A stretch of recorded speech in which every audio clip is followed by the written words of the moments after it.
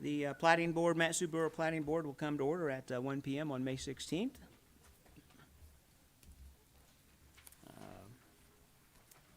Madam Clerk, would you do a roll call and determine quorum? Yes. Plating Member Burtz. Present. Plating Member Traxler. Present. Plating Member Bush. I'm here. Plating Member Cone. Here. And Plating Member Johnson. Present. Chair, we have a quorum. Thank you, ma'am. Mr. Cone, would you lead us in the pledge, please?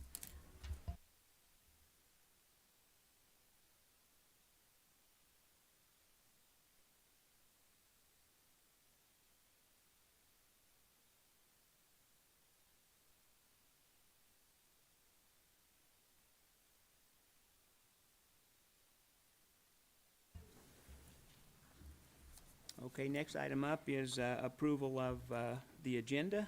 Everybody have a copy of the agenda in their hand. Are there any changes to the agenda as presented by the clerk? Hearing and seeing none, the agenda is approved. Next item is minutes. I hope that all of you had a chance to look over the minutes from May 2nd. Are there any changes to the board to the minutes from May 2nd? Mr. Bush? Yes. Let's find my place here.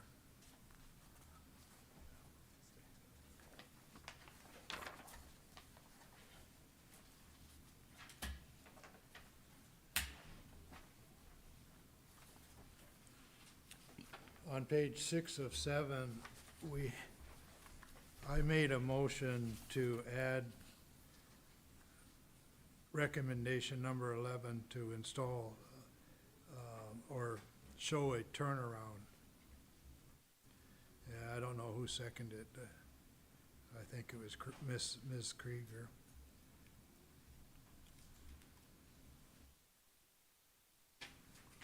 That was for the Wisteria Meadows Edition 1.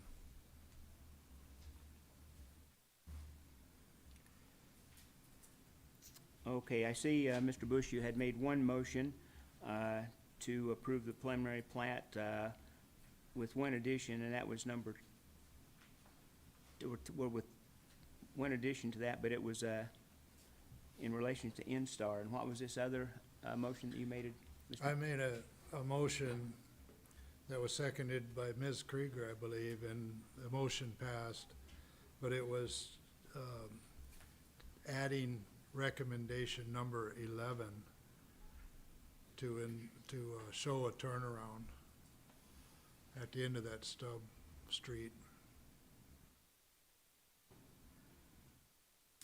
Boy, I don't have last minute's notes with me. Mr. Wagner? Thank you, Mr. Chairman. Fred Wagner, Planning Officer. We will, let's go ahead and pull the minutes for approval, and we will recraft those and get them in so that they look right, and because it's too much to do at one meeting and get right. So we'll listen to the recording and verify and make sure we get that. So noted. And Perfect. tabled until next meeting. We will postpone the approval of the minutes from May 2nd until our first meeting in June. I guess we should vote on that. Is there any objection from the board to postponing this until we can review the tapes and review our notes for postponing the approval of the minutes? Hearing and seeing no objection, it's passed unanimously to postpone the approval.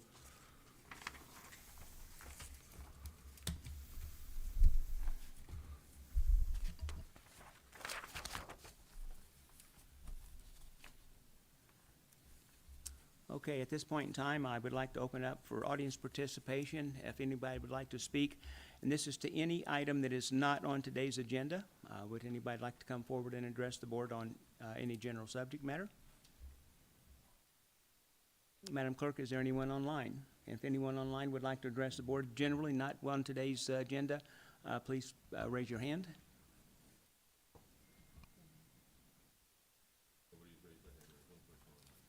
Okay, no one online and no one came forward, so we'll close audience participation. We have no unfinished business and we have no reconsideration or appeal, so we'll get right down into today's business. The first order of business today is Meadow Creek Homestead. And the request is to create 5 lots and 2 tracts from tax parcel B2, tax ID number 17 November 03 Whiskey 15 Bravo 002, to be known as Meadow Creek Homestead, containing 40 plus or minus acres. The property is directly north of South Henry Drive, east of South Beaver Lake Road, and north and south of Meadow Creek, within the northwest quarter, section 15, Township 17 North, Range 03 West, Seward Meridian, Alaska. To the board. Do you or any member of your immediate family have a substantial financial interest in any property affected by this decision, or will you recognize a foreseeable profit as a result of this decision? Hearing and seeing none. Secondly, have you received or otherwise engaged in any ex parte contact with the applicant, other parties interested in the application, or members of the public concerning the application or issues presented in this application, either before the application or during any period of time the matter is submitted for decision outside of a public process by the borough? Hearing and seeing none. And lastly, are you able to be impartial in this decision? And hearing seeing none, I'll take that as a yes. Madam Clerk, could we have the mailing report, please? Yes, there was 95 public notices mailed April 23rd, 2024. Thank you. Could we have the staff report on this, please? Yes, thank you, Mr. Chair. The petitioner has requested a continuation to July 18th. Staff recommends approval of the continuation of the preliminary plat of Meadow Creek Homestead to allow time to submit a variance and allow for proper public notice. Thank you. Okay, thank you, Mr. Curlin. And what was that date to postpone to, sir? July 18th, 2024.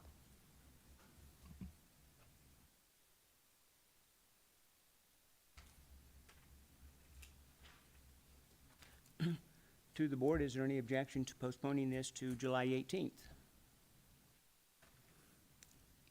Hearing and seeing none, Meadow Creek Homestead, case number 2004-040 is postponed till July 18th.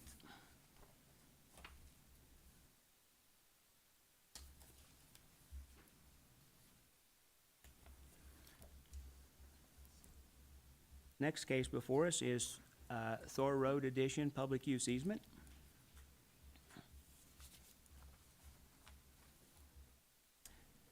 And the request is to create a 30-foot wide public use easement within tax parcel D13 to be known as Thor Road Addition Public Use Easement.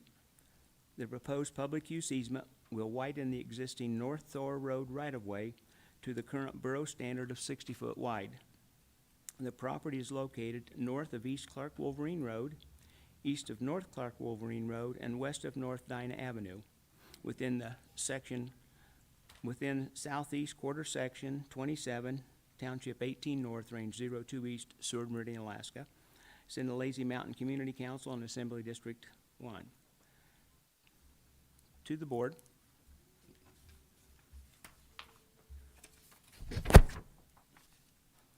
Do you or any member of your immediate family have a substantial financial interest in any property affected by this decision, or will you recognize a foreseeable future profit as a result of this decision? Hearing and seeing none. Have you received or otherwise engaged in ex parte contact with the applicant, other parties interested in the application, or members of the public concerning the application or issues presented in this application, either before the application or during any period of time the matter is submitted for decision outside of the public process? Hearing and seeing none. Lastly, are you able to be impartial in this decision? Seeing none, I take that as affirmative. Madam Clerk, the mailings. Yes, there was 52 public notices mailed April 23rd, 2024. Thank you, Madam Clerk. May we have the staff report? Thank you, Mr. Chair. The proposed Thor Road addition is granting a 30-foot wide public use easement adjoining that portion of Thor Road that is currently only 30 feet wide, as well as adding to the existing turnaround easement at the northern end of it to bring the overall width of this portion of Thor Road right-of-way to current borough standards. The application for the public use easement is at Exhibit B. The legal description and drawing of the proposed public use easement is at Exhibit C. The petitioner has provided a statement of constructability pursuant to code, and this can be seen at Exhibit D. Staff notes that recommendation number 4 should be edited to remove the last sentence reading, "The document must comply with State of Alaska Department of Natural Resources," as it is an unnecessary add-on and could cause confusion on the specific standards required. The Matsu Borough Department of Public Works notes that the proposed dedication for the turnaround should be modified to allow for the construction of a cul-de-sac to subdivision construction standards. And this is seen at recommendation number 3. At the time the staff report was written, there were no comments received from the public in response to the notice of public hearing. After the report was written, there have been 6 comments received for this case. 2 of the comments were with concerns about the smaller lot sizes and future road access for a case that's related to this one coming later. And 3 of the comments were objections. The others were objections due to current road condition, the number of parcels that are being created as part of the next case to be heard, Lazy Moose Run, reducing the size in comparison to the surrounding lots. The development does not match the Lazy Mountain Comprehensive Plan. The soils in the area are not adequate for septic if lots are to be reduced in size. This is again referring to the next case. The environmental impacts, privacy and noise concerns, potential impact on property values, and increased maintenance costs. In conclusion, the proposed Thor Road addition public use easement is consistent with Alaska statutes and borough code. There were no objections received from any state agencies, borough departments, or utilities. At the time the staff report was written, there were no comments received from the public. There were 6 comments received after the report was written, with 4 objections and 2 concerns. The granting of this public use easement will bring that portion of Thor Road that is currently only 30 feet wide to the current borough standards of 60 feet wide between the existing right-of-way and the proposed easement. Staff recommends approval with 5 findings of fact and 5 recommendations of conditions of approval. Thank you, Mr. Goddard. One point of clarification for me, please. Did you, on recommendations, conditions of, recommended conditions of approval, did you say that you struck number 4? Was that, did I understand that correctly? Just the last sentence of it stating that it would have to be to, let me find that again, my apologies. Number, I have the wrong page in front of me. That does not help. Just the last statement that states the document must comply with State of Alaska Department of Natural Resources, as that doesn't actually call out a specific code, and there are a lot of different standards for the Department of Natural Resources. Thank you, sir, for that clarification. Thank you. Are there any members from the board for Mr. Goddard at this time? I would invite the applicant or applicant's representative to come forward. Okay. At this point in time, I would like to open up public testimony on Thor Road Addition public use easement. So if you are in the audience and would like to come forward and testify, please come. Sign the register, state your name, and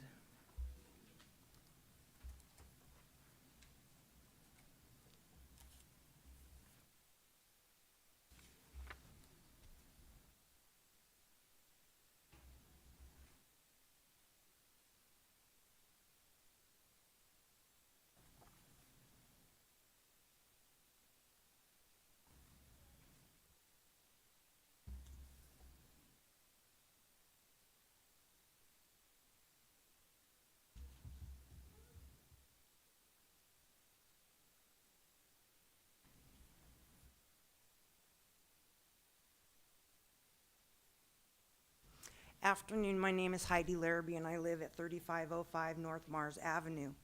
We purchased and moved into the Ranchette subdivision in November of 1998.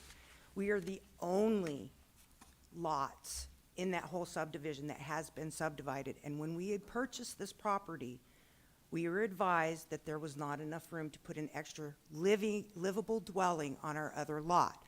Therefore, we were allowed to purchase both lots as one, because the covenants did not allow for that close of a dwelling with the septic and well of so forth.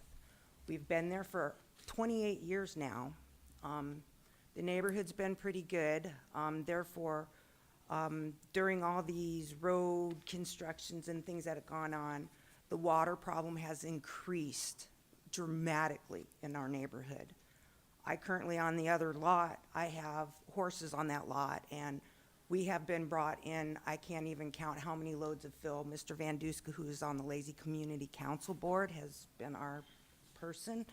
And each year, it just keeps getting worse and worse and worse with the more people that buy into this neighborhood. The road improvements that are currently going on isn't necessarily making these water improvements better. They're making them worse. I think with these covenances going on, that was the other thing in the description here. Mars Avenue is not even on y'all's paperwork. It goes from Diana straight through to Thor. Our road is in between there. We are a concern. We're very concerned because all of this water runs through our property, namely. The pictures that are in here of our property, I will get the exhibit here, I find are very poor resolution, but I realize you have to get at certain times. There's also been other people within the ranchette subdivisions that had to have numerous septic problems. Oh, it would be handout number 5, page 22. That's the, on our road. That's coming directly out of my horse pen. There's points in time that during the year when the borough plows us under frequently, this winter being one of those extreme cases, the water is backed up and we've had up to 20 inches of ice come into my horse pen. Then we have people running up and down these roads with ATVs and things like that, that just kind of compound the damage to these road beds. And so I really feel that if you, quote, improve these roads, have said, that I don't think it's gonna be an improvement. I think it's gonna be the other way around. I think it's gonna increase traffic to our stuff. Other people have stopped in our neighborhood. We have a great group of people that live in our neighborhood. And Google tells them that these roads go all the way straight through to Clark Wolverine from the front side of the mountain, and it doesn't. We're frequently having people running up and down with ATVs and things. And I think by making this improvement in this public usage, I think is going to increase this. But once again, my biggest concern is on this, in this description, our road, Mars Avenue, isn't even considered in this. And this is very hurtful to our neighborhood. And I have to go back again, which should probably be brought up at the other part of the thing, not against the pew per se, but as the subdivision. Once again, our neighborhood is bigger lots, so we have less of this footprint, more of a community, and also reading in some of these, I think there's, on some of these other comments here that are written, we need to go back and re-improve these and talk to these people and look at our codes and things that are not addressed in these. Okay. Thank you. Thank you, ma'am. And next?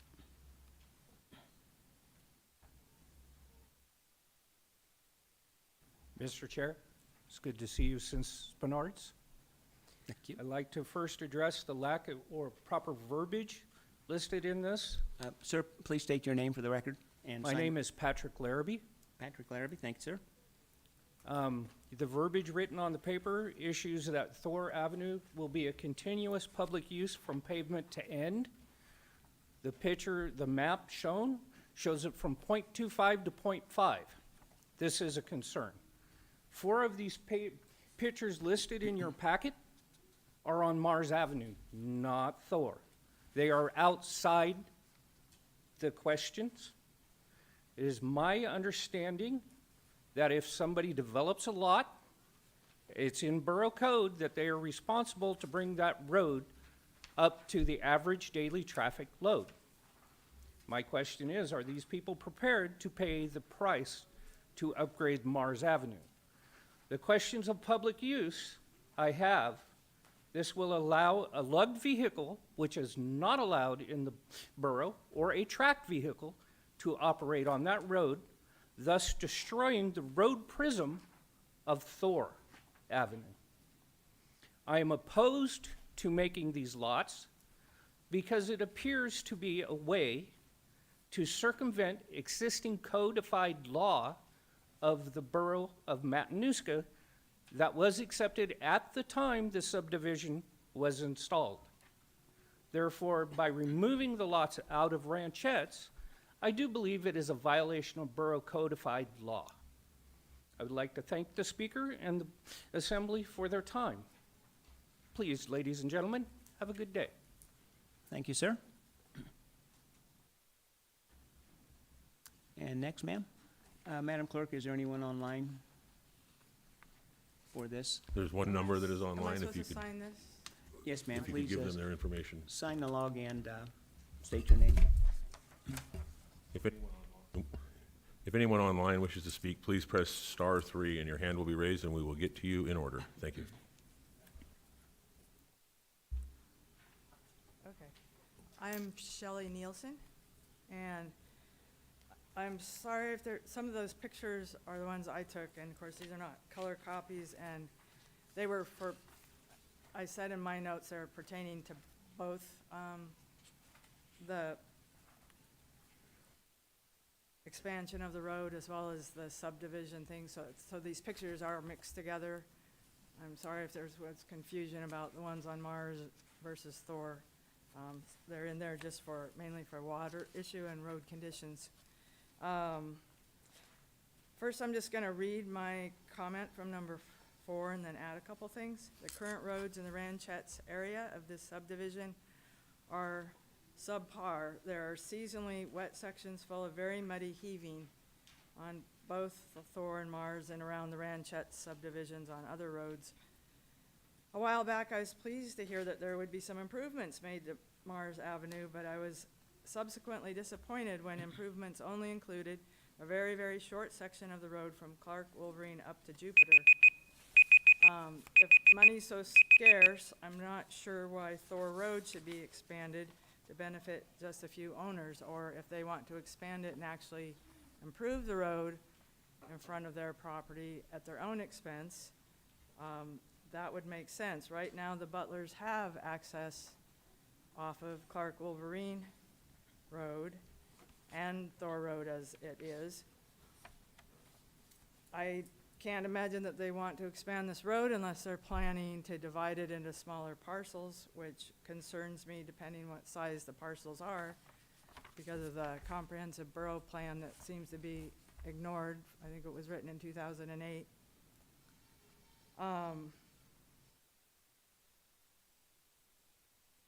We hope that the future plans will respect the comprehensive plan.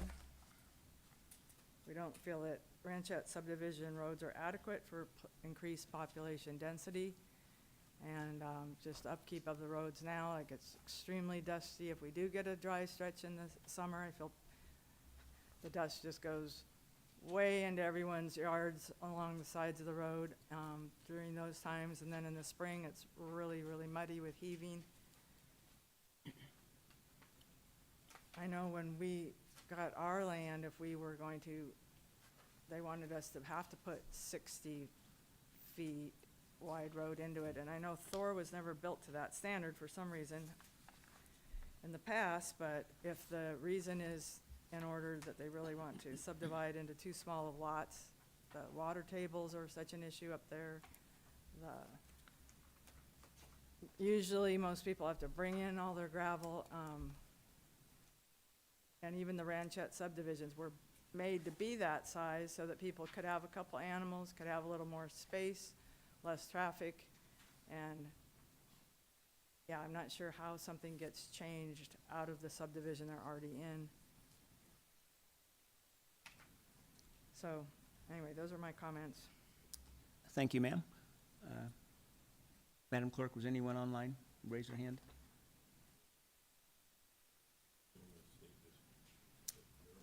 Okay, could the next one come forward, please? State your name and sign the register. Rusty Pachaco. I live on Thor Road.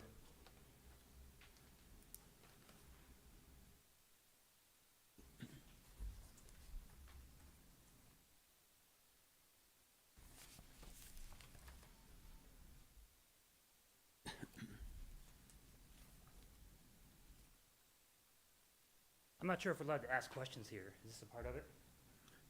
Well, we're here to listen to your comments, sir. I'm just, my first question is, why is this needed, and what's the intention?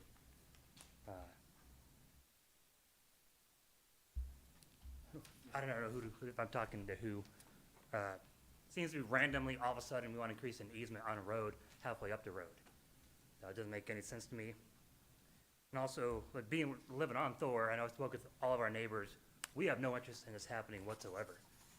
Even though it's above us, our fear is that this easement will increase down on the road closer to us, because we live about halfway up the road, about 10 acres there. And with that too, with this easement going in, it's gonna decrease the value of our property. We're gonna lose our privacy, we're gonna have increased road noise, increased pollution. That's the whole reason all of us live on Lazy Mountain, is for the privacy, for the seclusion. This goes completely against all that. And as far as the maintenance of the road, right now, the primary caretaker of the road, I know the contractor, somebody who does a horrible job, I forget the name of that contractor, is the guy who lives at the end of the road.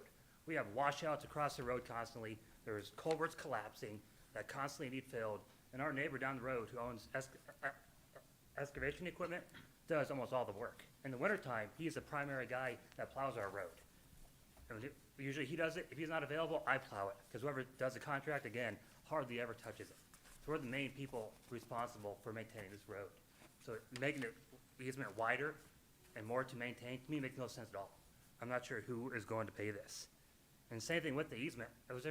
Did they do environmental studies when they go ahead to increase an easement? As has been stated before, a lot of wetlands up there, water is an issue, and we actually have on our property coming down the drainage, a small little wetlands below us that gets a whole bunch of wildlife. I got my little daughter back there. She loves seeing the ducks out in our little pond area. She loves seeing moose out there. Every morning, she's like, "Hey, Daddy, look, we should go find moose." My fear is that if this easement goes in, we're going to lose all that because we don't know where that drainage is going to go. This will definitely negatively affect why we live on Lazy Mountain. And also, there's a safety concern. We have a young daughter. We're out on the road every now and then playing, going for walks. You increase the easements, people are going to speed up and down that road faster. People think you take Thor to get access further up the mountain. Knotty Pine, B&B, is above us. Quite often, people come up looking for Knotty Pine. They go up Thor, can't get there, turn around, come back down. And I know this is associated with more houses, it's going to increase the traffic, more people coming up and turning around. And yeah, pretty much addresses all my concerns. Thank you. Thank you very much, sir. And next, please come forward, state your name, sign the register. Landon Binder. I am on Thor Road. I am actually probably the longest living resident on that road, so I have seen a lot over the years. I want to address is I am against this in the aspect of what is the initial background that's going to happen later. And I can say that because I know Martha not so well, but I used to know her husband Bill. And when that turnaround was put in, that was a fight for him to give up that property just for that turnaround. So now that she's willing to give up property to widen that road means to me that she's gonna subdivide at some point. And depending on what happens on the Moose Run is gonna be a precedent of how much she subdivides her property, most likely. That road has never been up to code. I've been on there for 21 years now, living on that road. I have addressed it before with the borough because somebody else tried to put in a driveway that didn't touch Thor Road correctly and wanted to start running their excavation crew at the time in and out. In fact, it was Knotty Pine. And I addressed that road at a lot of points is only 17 feet wide. Some of it 19, nothing up to the 21 feet that the borough requires. So if she's gonna add this on, who is gonna pay the bill to upgrade that road? I have seen that road deteriorate. It has not been touched the whole time I've lived on that road. The old person I bought that property from, I'm pretty sure said it'd been at least 5 to 10 years before I got up there that it was originally done. So that means it's not up to code. Every time the current contracting company, the Ficklin that goes out there, runs their motor grader across in the summer times, they just tear the road up worse. That doesn't have a D1 base, it's all pit run. So every time a motor grader runs up to redo the road, they're knocking out boulders. We have frost heaves that are starting to show up more and more every year in several spots. It's, to me, I just feel that this should not be done unless the borough is gonna require her as well as the other to upgrade that road to borough standards, and in my opinion, at that point, pave it.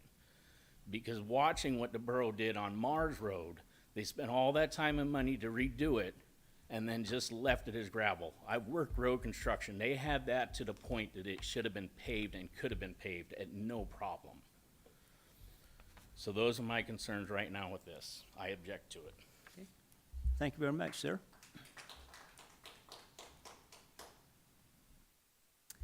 Is there anyone else in the audience that would like to address the Thor Road Edition public use easement? And Madam Clerk, there was no one online? If anyone online wishes to speak, please press *3, and we will raise your hand, and we will give you a chance.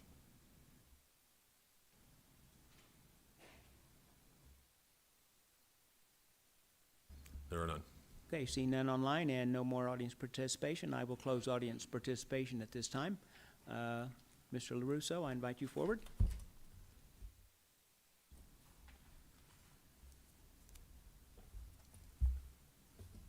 Gary LaRusso, Keystone Surveying, representing the petitioner. This road is certified residential by the borough. It's maintained by the borough.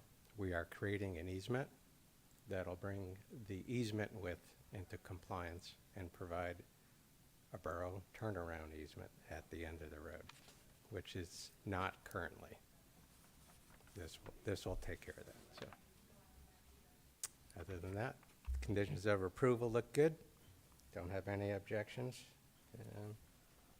and I'll take questions, I guess. To the board, any questions for Mr. LaRusso? You got off pretty easy. Thank you. Thank you.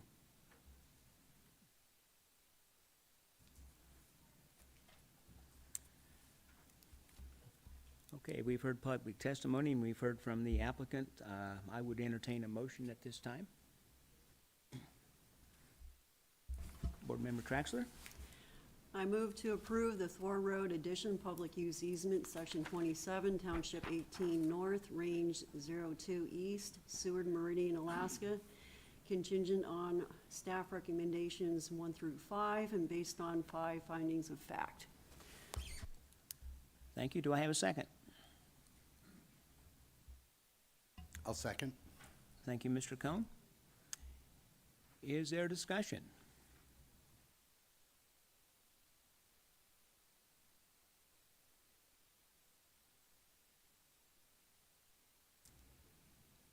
Hearing and seeing no discussion, to the board, is there any objection to approving this public use easement? Mr. Bush? Thank you, Mr. Chair. I think the staff wanted to strike Department of Natural Resources on recommendation number 4. Yes, that was struck earlier when Mr. Goddard put forth his. Is that what you want? So, do we amend the motion or remake it or what? To the chair. Mr. Wagner? Thank you, Mr. Chairman. Fred Wagner, Platting Officer. I have already made that correction when he stated it before it was approved, so I believe that the motion approved as changed, so, thank you. You rock on. Thank you. thank you for that clarification. That was my understanding also, as we had got that clarification. Any more discussion or any objections? Is there any objection to approving this public use easement? Hearing and seeing none, the request is approved.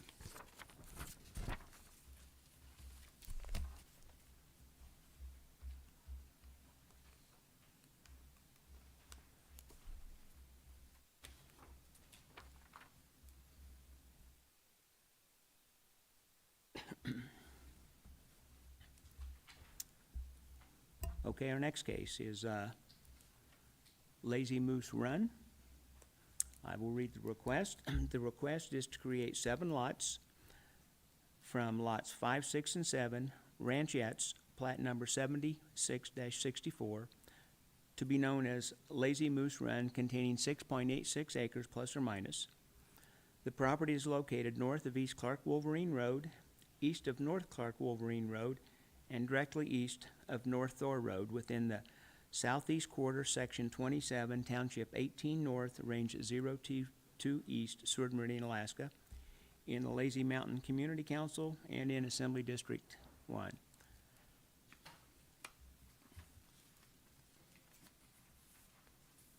To the board. Do you or any member of your immediate family have a substantial financial interest in any property affected by this decision, or will you recognize a foreseeable profit as a result of this decision? Seeing and hearing none, have you received or otherwise engaged in ex parte contact with the applicant, other parties interested in the application, or members of the public concerning the application or issues presented in this application, either before the application or during any period of time the matter is submitted for decision, outside of the public process provided by the borough? Seeing and hearing none. Finally, are you able to be impartial in this decision? I take that as affirmative. Okay. Madam Clerk, the public notice. There was 58 public notices mailed April 23rd, 2024. Thank you, ma'am. And may we have the staff report? Thank you, Mr. Chair. The proposed Lazy Moose Run subdivision will create 7 lots ranging in sizes between 40,394 square feet and 44,486 square feet. Access for the proposed lots will be from North Thor Road, a borough-maintained road. The approval of the Case Thor Road Addition public use easement, case number 2445 that we just heard, is required to provide legal access per borough code. This is seen at recommendation number 5. The public use easement is being applied for in lieu of applying for a variance from legal access. North Thor Road is currently classified as residential standard and will meet the requirements for physical access. Based on the supplied average daily traffic count, no upgrades will be required. A soils report was supplied pursuant to code. Kurt Holler, professional engineer, notes that 5 new test holes were dug on the parent parcel on August 23rd, 2023, to evaluate the existing soils conditions. Groundwater was encountered in test holes 1, 2, 3, and 5 at depths of 11, 10, 9, and 11 feet respectively. Based on the available soils and water table information, topography contours, MSB Title Code 43 definitions, and observations at the site, the proposed new lots 1 through 7 will each contain over 10,000 square feet of contiguous usable septic area, as well as an additional 10,000 square feet of usable building area. The topographic mapping and as-built were supplied and are seen on the agenda plat. An average daily traffic calculation is seen at Exhibit C. Borough Department of Development Services notes that a driveway permit will be required for the existing access onto North Thor Road, as seen at recommendation number 4. At the time the staff report was written, there was 1 objection received from Ben Nielsen, a property owner to the north, due to small lot sizes, loss of space and privacy, increased traffic, and potential increase of crime. After the staff report was written, there have been 10 comments received from the public, 8 with objections and 2 with concerns. The objections were due to setting a precedent for smaller lot sizes, loss of privacy, loss of the rural feel of the community, concerns with access from North Thor Road meeting the access requirements. The proposal does not follow the 2008 Matsu Borough Planning Commission's Lazy Mountain Comprehensive Plan, the terrain not supporting a more urban sprawl design, the soils report only being tested in a limited window of time, subpar roads, increased noise and dust, increased light pollution, overcrowding, potential loss of property value, and impact on local wildlife. The concerns were due to the water table not being able to support the new wells, potential problems with the septic systems in the area, flooding concerns, and concerns that the ground is too wet. In conclusion, the preliminary plat of Lazy Moose Run is consistent with Alaska statutes and borough code. There were no objections received from any state agencies, borough departments, or utilities. At the time a staff report was written, there was one objection received from the public. After the report was written, there were 10 comments received, 8 being objections, 2 with concerns, as seen in your handout. Legal access will exist once the Thor Road Addition public use easement has been finalized. Physical access exists for all lots. Frontage exists. A soils report was submitted showing that all lots have the required usable area pursuant to code. And plating staff recommends approval of Lazy Mountain Run with 6 findings of fact and 8 recommendations of conditions of approval. Thank you, Mr. Goddard. Are there any questions for Mr. Goddard from the board?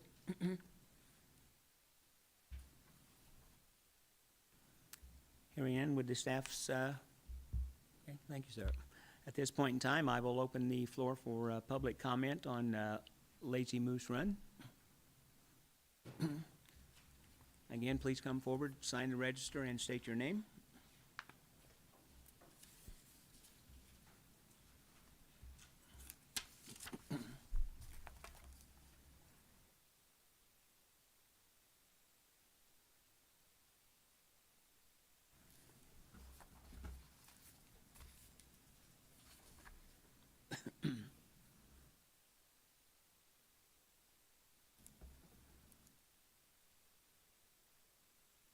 While we're waiting, if there's anybody online that would like to weigh in on public comment on Lazy Moose Run, please press *3, and that will raise your hand, and we will get to you.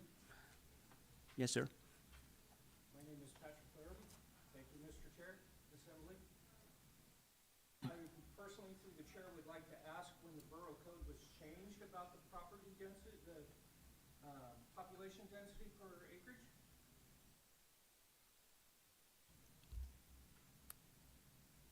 That's something I can't answer, sir. I was directing the comment towards Mr. Goddard. I see.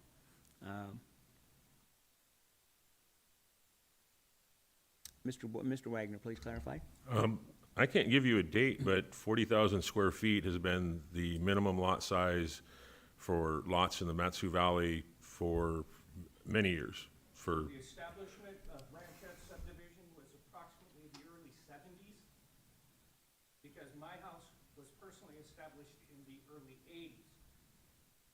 Therefore, I am highly interested in when the code was changed from the population density that was accepted at the time of the subdivision. Because if the subdivision is accepted by the borough, then it is codified law. Furthermore, I can only agree with the constituency that the soil composition, the water tables, are not going to be able to support that level of population. And I would also like to ask through the chair, directed towards Mr. Goddard, when the water table assessments were done. Mr. Wagner. Thank you, Fred Wagner, Planning Officer. There's a soils report that was done as part of this subdivision. That is what justifies the subdivision and the sewage. That usable area report is how that is established. The lots, though the Ranchette subdivision went with 2-acre lots, they could have gone with 1-acre lots. The subdivider decided not to. These are not changes in the borough code. The minimum lot size was 40,000 square feet at the time that these lots were created. So it hasn't changed. The subdivision was established with the code of... The subdivision establishment doesn't set a precedent.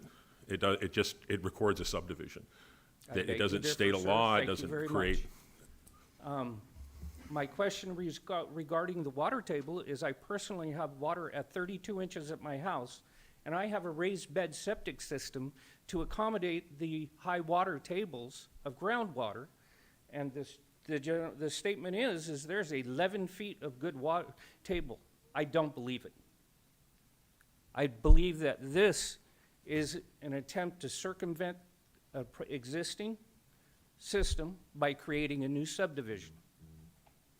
Thank you for your time. Thank you for your comments. And next in the audience for public testimony. Rusty Petracco, Thor Road.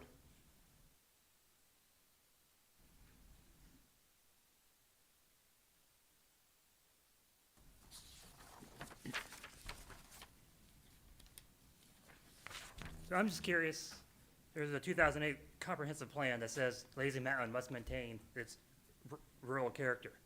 This completely goes against that. What is the point in having all these studies and come with these plans if we just completely ignore them whenever we feel the need to do it? Same question about the perk test. I believe from what I've been able to find, they were done in August. Anybody who lives up in Lazy Mountain knows the area. The water levels vary all the time. Doing a perk test one time of the year, horrible idea. Horrible planning, no forethought went into that whatsoever. There's pretty much 3 to 4 permanent residents who live on Thor Road right now. This will over double the amount of permanent residents. So you've had 7 houses, it'll go from 3 to 10, vastly increasing the amount of permanent residents we have up there. Urban sprawl is a true threat to our way of life here in the valley. It's nice to have these tight subdivisions, houses close together. We do need that, but Lazy Mountain is not the place. It's one of the few places left in the valley that's relatively close to the city centers, and we still have land and still enjoy the quality of life that we live in Alaska for, specifically live on Lazy Mountain for. This will actually create, on Lazy Mountain, looking at all the different property sizes, the most population dense area on Lazy Mountain, on one of the smallest roads that we have, that is not maintained. And it'll be right above us. I mean, the quality of life is why me and my family live on Lazy Mountain. All the time, as I mentioned before, that we have animals in our yard, moose all the time. We've had lots of ducks. We even had lynx in our yard. This will definitely go away and drive away those animals. Mentioned before, bringing these 7 lots on to Thor Road is going to tear down that road. That road is not maintained properly. Our concerns should be with the people already living there, living with these roads, not trying to add more people who would just cause more issues for the roads. Been brought up before, well and septic issues. Huge problem. This is directly above us. As you know, stuff flows downhill. Directly above us, adding 7 septic systems that will be flowing down towards our well. Adding 6 more wells up there. Well, I keep saying 7. There's already 1 well up there, so it's really adding 6, just to clarify. So adding 6 more septic systems, 6 more wells on our already fragile water tables up there, horrible idea, horrible plan. It's a wetland area. I thought we were supposed to protect our wetlands. Is that not a thing? Is that not what we do in Alaska? Is it not what we care about anymore? Does the borough care about the wetlands and its animal, keeping our character going? If you can't tell, I'm firmly, strongly against this, and I hope this is not just semantics coming up here. I hope you actually listen to what people are saying. Nobody wants this. It is not good for the community. It is not good for Lazy Mountain. It's not good for anybody except for a few people. Thank you. Thank you, sir.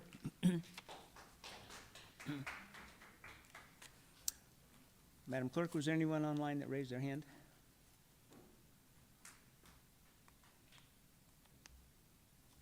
Come forward, please, and state your name and sign the register. Nobody has raised their hand. Thank you, ma'am.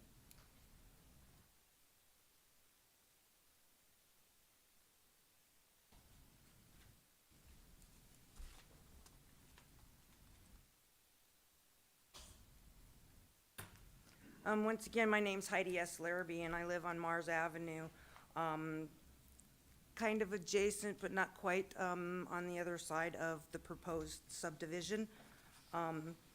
Once again, I am just a layman. I am not a scientist or anything else, but I have lived at this location for 28 years now, and I know maintaining my own personal property with our raised septic, which Alaska Rim and Engineering has done, our septic and multiples in our neighborhood.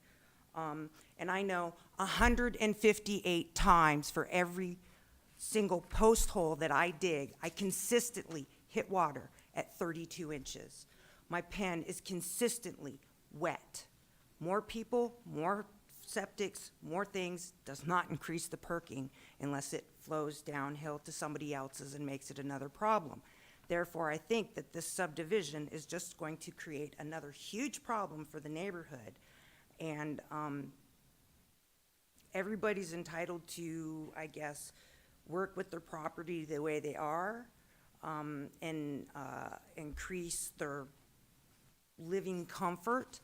I don't believe this is going to increase the comfort of the subdivision and the area around it by introducing more lots and people here. If there could be a different discussion on how this would be approached, that could be a different decision that I have. But at this point in time, with the way things are reading, I am totally against the subdivision and believe that they should be content with the subdivision that they are in. So I think that underneath that there is a gray area being completed. Why is this need to be subdivided all of a sudden and withdrawn from an existing subdivision that's been there since the 70s? Thank you. Thank you, ma'am. And next for public comment.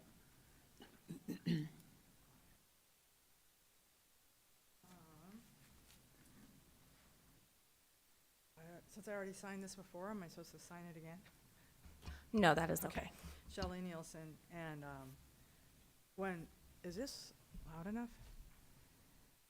When we bought our land, it was about 10 acres, and it said, we were told, or there were rules on our land or something, that it could not be less than 2 acres, primarily for, space reasons for neighbors, but also because of the water table issues, finding well water. We did divide the 10 acres with 2 of our sons. One of them had to drill 2 wells to get water. One has enough water, but it's on the cusp. If he tries to water his lawn, it doesn't always work. Our well is fine for the 2 of us. We've been all right with that.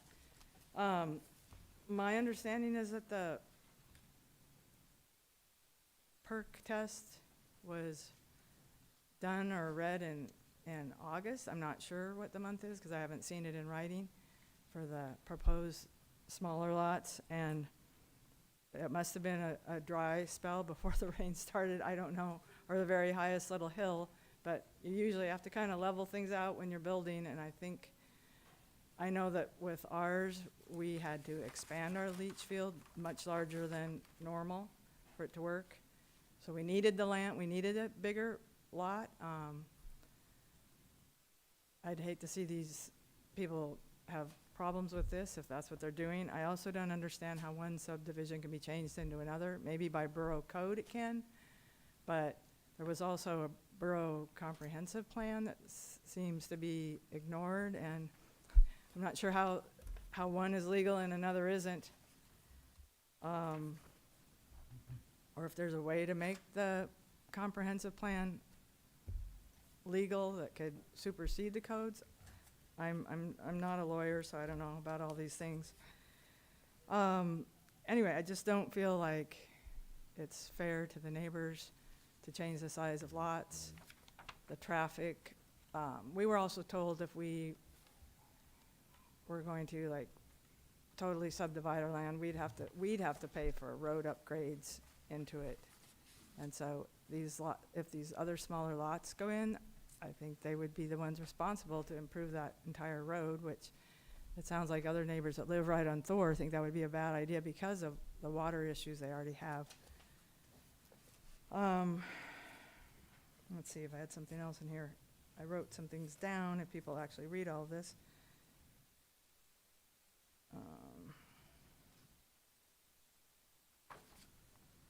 Yeah, I'm just concerned if in the future, you know, if they really can, also if, the water wells are sketchy and if there's more people tapping into the same aquifer because the water, there seems to be in little pockets, like underground swampy spots. You're really lucky if you hit an underground stream, I guess, but that's pretty rare. Somebody up in a different subdivision up the mountain did.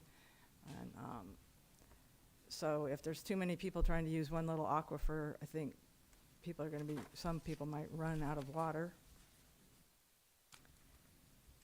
And I guess that's my main points. I don't know if the codes of dividing it into the 1 acres, if, you know, by having a dry hole 1 month out of the year qualifies them to do that by borough code, then, and ignoring the comprehensive plan and the ranchette subdivisions might not be technically illegal, but I think it is certainly unethical treatment to the existing neighbors. Thank you, ma'am. Come and state your name and sign the register, please. Yes, my name's Amanda Wolf, and I live at 3500 North Mars. And my primary concern is the reliability of the test that has been done for the water. I'm very concerned that maybe it was perhaps due to the timing in August, that it's just not an accurate test and that you will hit water. I'm at ranchette number 10, and there's almost always standing water on my property. And so I can't imagine that the proposition of lots 6, 7, and 8 won't also have that. And so I would love just for the borough to just be so well informed so that we don't make a decision that we would later regret or that it would come at greater expense down the road. And so just if there's even a possibility to retest to ensure its accuracy. Thank you so much. Thank you, ma'am.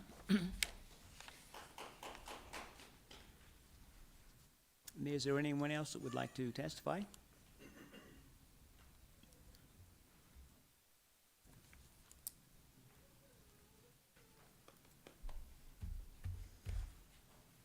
No pen. I'll get it later.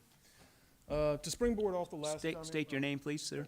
Jason Isley. To Thank you. springboard off the last comment, the timing of the soil sample test. So if anybody remembers, about halfway through August of last year, which is when I believe those samples were taken, we were in near drought conditions, and then the heavens opened up, and it did not stop raining clear through to winter.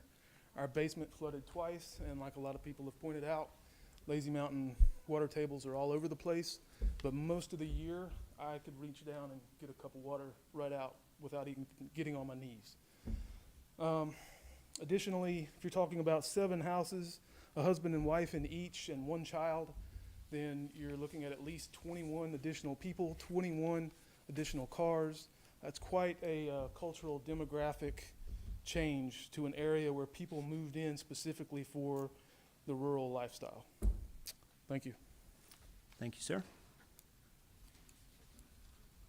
Is there anyone else that would like to testify? Please come forward.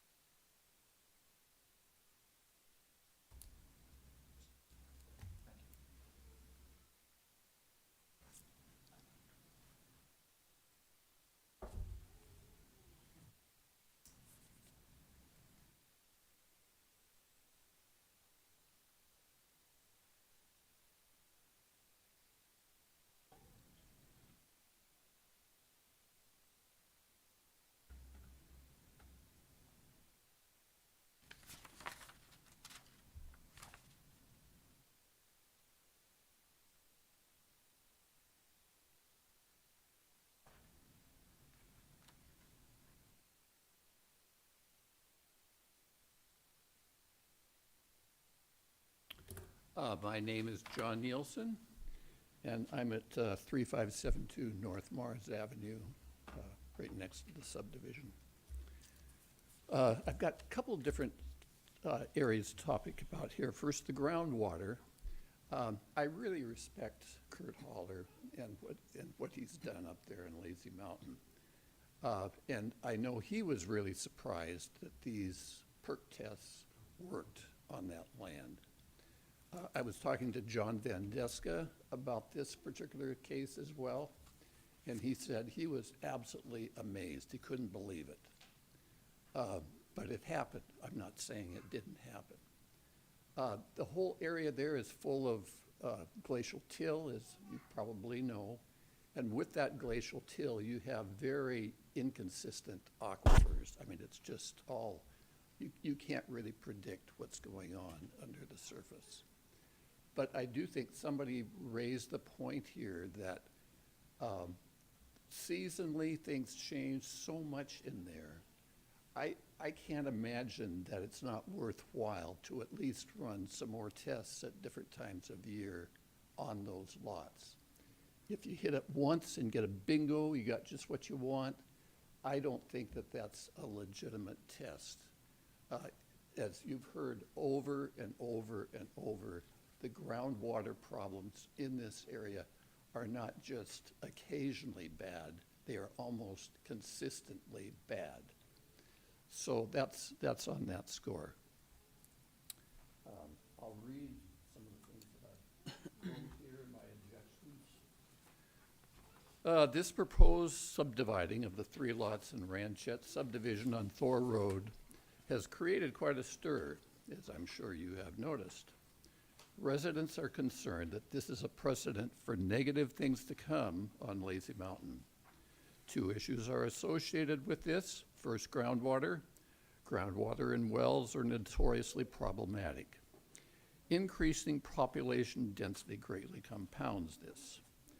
The second, reducing the size of the lots.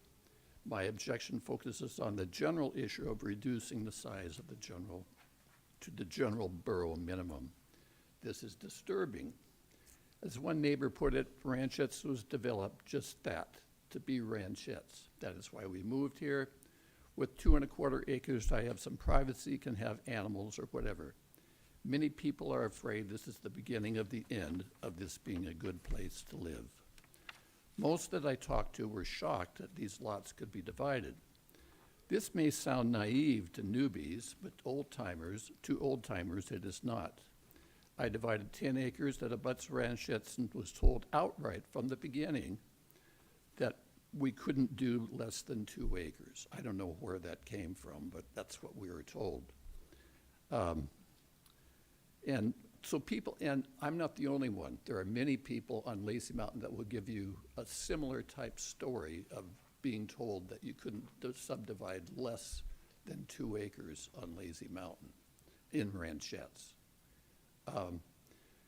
So other people have and so that's kind of been the assumption on a lot of people's minds. In 2008, the Borough Planning Commission and Lazy Mountain Community Council finalized and adopted the Lazy Mountain Comprehensive Plan. This plan was the result of extensive research and was consistent with the wishes of most all residents. On page 1, it reads, "Be enacted," in caps. Section 1, classification, underline. This ordinance is of a general and permanent nature and shall become part of the Borough Code. Under the section titled Under Comprehensive Plan Goals, there are 6 main emphases, and I can't go into all of them here, but maintaining the rural character of Lazy Mountain, along with conserving open space, forested, quiet nature, privacy, and agricultural characteristics are central to the whole plan, 46 pages. These are repeated over and over again throughout the plan. At one point, it addresses population density and discourages any moves toward increasing density. Obviously, the proposed subdividing flies in the face of this ordinance. It also sets a precedent that effectively negates it. One borough employee told me because the community did not create a special use district, this plan has no weight. Really? It says it is an ordinance and part of borough code. Plus, at the very least, it should be given guidance to present decision-making. Does the borough just pretend this isn't on the books? I'm sure a vote of Lazy Mountain today would support the goals and directions of this plan. Maybe we need a lawyer. I find it extremely ironic and sad that on the MSB Planning and Land Use Viewer, under the plan for Lazy Mountain, there is only one plan listed, and it is the Lazy Mountain Comprehensive Plan. Yet its major goals and emphasis seems to be ignored and negated, and certainly in the case of this proposed subdivision. Along the lines here, I think what's Mr. really... Nielsen, wrap it up, please. Okay, yes, what's really going on here is that, to me, the system is broken. You people here, I understand, are obligated to decide on the basis of engineering codes and road work and so forth what happens in the borough. And you really do control what happens in the future here. The comprehensive plans, community councils, et cetera, views of the public really don't matter the way the system is right now. So we're stuck with this plan that really goes against all the work that has been done in the past. So I'll leave you with that. Thank you, sir.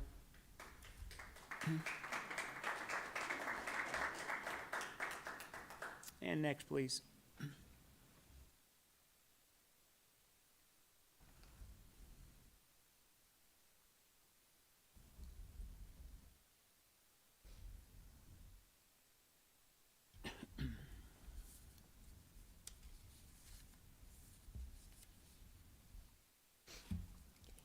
Abby Pachotko, and I'm at 3172 North Thor Road, so directly affected by this subdivision. I'm not gonna say anything that hasn't been said before, but I'm just gonna add a personal touch to it. My family and I walk this road every single night after dinner.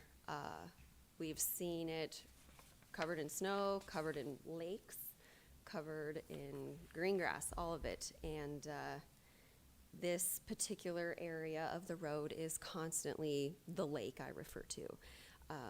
All of that water drains down. There is a culvert that goes from that side of the road directly to our driveway and then flows into a pond that we have where we get our ducks that my husband was mentioning. So my fear is that this future failed septic system in all these lots is going to run directly into our well water that we are getting from this natural spring that seems to be on our lucky lot. And so we got very fortunate drilling our well, and we got a good gallons per minute count. We got a good depth. We are afraid of that changing drastically with these added septics and wells being put in, whether their wells suck up our water or their septics contaminate our water. So that's our biggest fear. Also, this groundwater, this year in particular, has completely washed out our part of the road. And as another neighbor said earlier, the contractor that maintains it isn't using the right equipment to maintain the road, and it's pulling up these boulders. I mean, really and truly, they're very large rocks. And so this added water and all this kind of stuff, tearing down trees that are sucking up the water, I think that's just gonna wash out the road more and affect our driving abilities. Culverts collapsing has been a problem. We've put in notices to that department of the borough to get fixed. So those are personal issues that are going to affect our daily lives. Also, the traffic flow. I mean, we walk on this road, and as it was stated, our 19-foot roadway cannot handle even two-way traffic at most days, but that's okay because there's only 4 of us that live there. So it's never been an issue with us, but adding 6 to 7 more families is going to affect the traffic flow and our nightly walks. We're not going to have that peace and quiet. The dirt gets kicked up, all those health issues, sanity issues. So we highly object this. We looked for 15 years to find the perfect property, and this was it, and this is ruining it. So thank you for your time. Thank you, ma'am.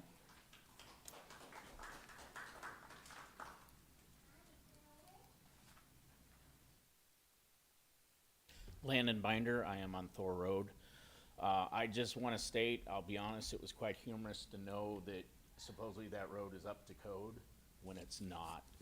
And it won't take that sufficient traffic. I can say years ago when I addressed the issue about the neighbor trying to add his driveway onto there, and I asked the borough about it, and the person at the time said, in order to bring it up to code, we were all gonna have to press the issue and get maintenance out there. It wasn't an issue at that time because there were not that many houses on that road.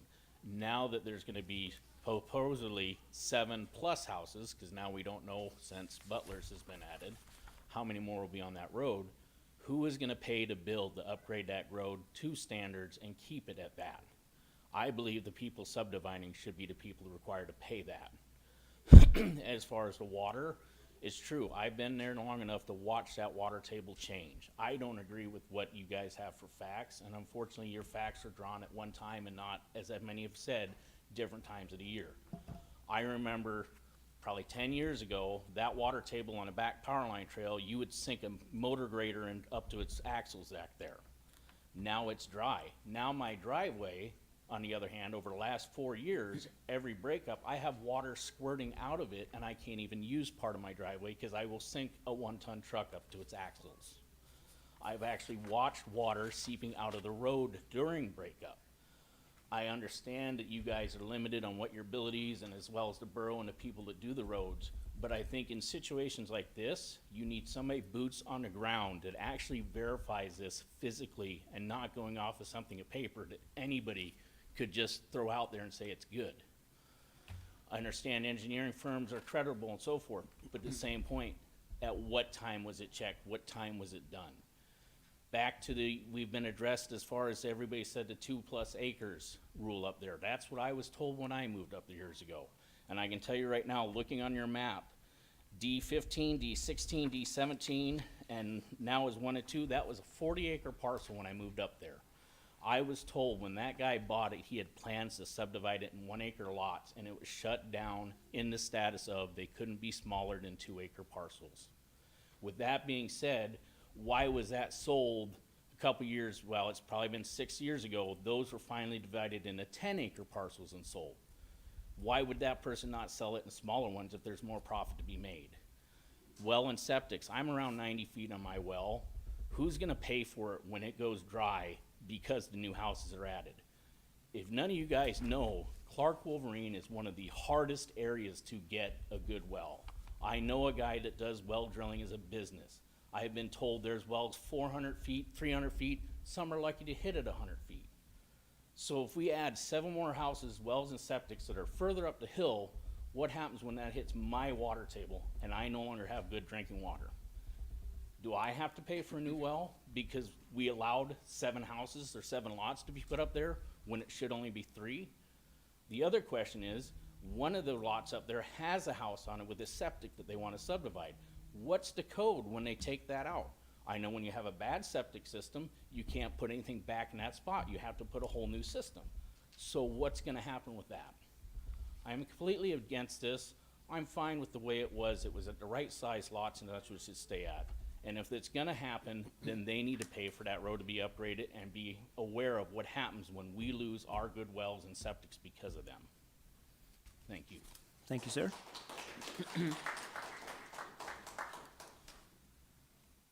And is there anyone else in the audience that would like to testify on Lazy Mountain or the Lazy Moose Run?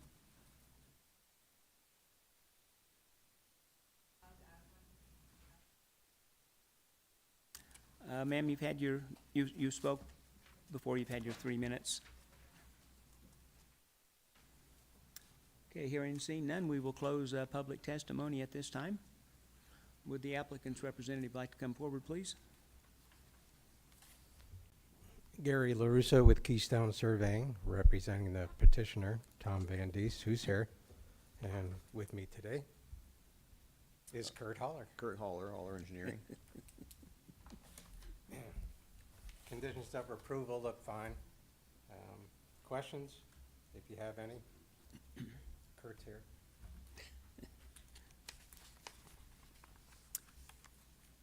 Are there any questions from the board for Mr. LaRusso or Mr. Holler?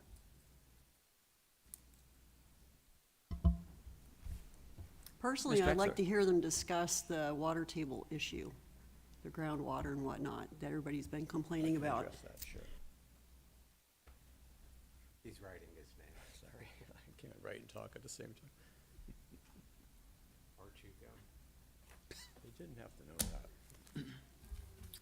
So there was some discussion a few times about when this was, the test holes were done. Is this on? Yes.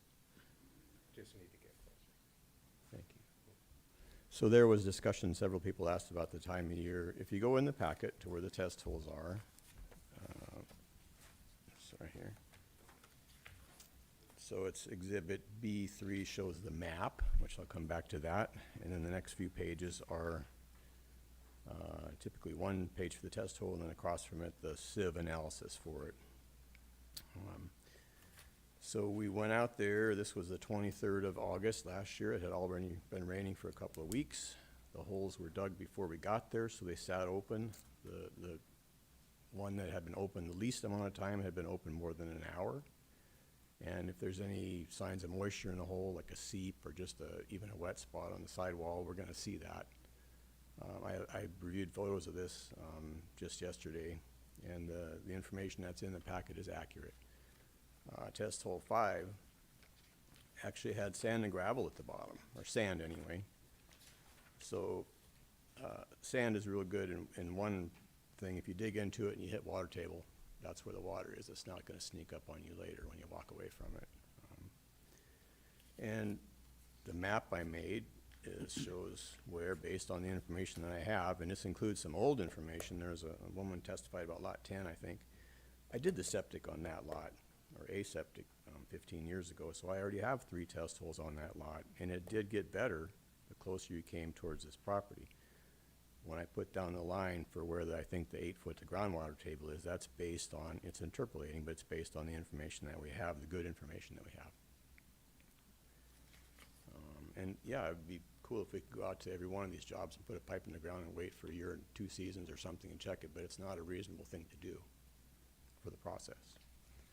And I'll add to that, because last year, we had quite a few subdivisions. We dug quite a few holes last year. Last year was probably the highest water table ever. Yeah, so 2 years, we gotta go back 2 years really. So 2 years ago, it rained dogs in the fall, and the water table came up everywhere, and it stayed up pretty much the whole next year. In the spring, it was way higher than normal that whole summer. And then there was a little bit less of an effect last year because it had been wet the year before, in my opinion. And this is my general opinion. I'm digging holes all over, heck, all around the valley. Some areas are more Excuse me, reactive. Mr. Holler, I can't hear you, and the public can't hear you either. Can you speak up? I'll try to be better about staying close to this microphone. There, thank you. So what I was saying is, in a general sense, I dig holes everywhere, every year, all around the valley, so I have general anecdotal observations about what's happening with the water table. We did see a huge increase 2 years ago in the fall and all of last year, and it rained a lot last fall as well. I think it was a little bit less of an effect last fall because things were already high. I live at Anderson Lake, and there's on higher water table years, water runs into and out of the lake, and then other times we don't have any water running into the out of the lake, and that's a kind of a general reflection of what's going on with the water tables in the area. We had salmon in the lake for the first time in about 25 years last year, so it is a really high right now. These holes were a couple weeks into the rainy season, 2023. So that's all of the information that I have, and I'm certain other times it goes up and down from what I saw that day. Yeah, water table doesn't go up and down overnight. It's water table. It takes a while and it stays a while.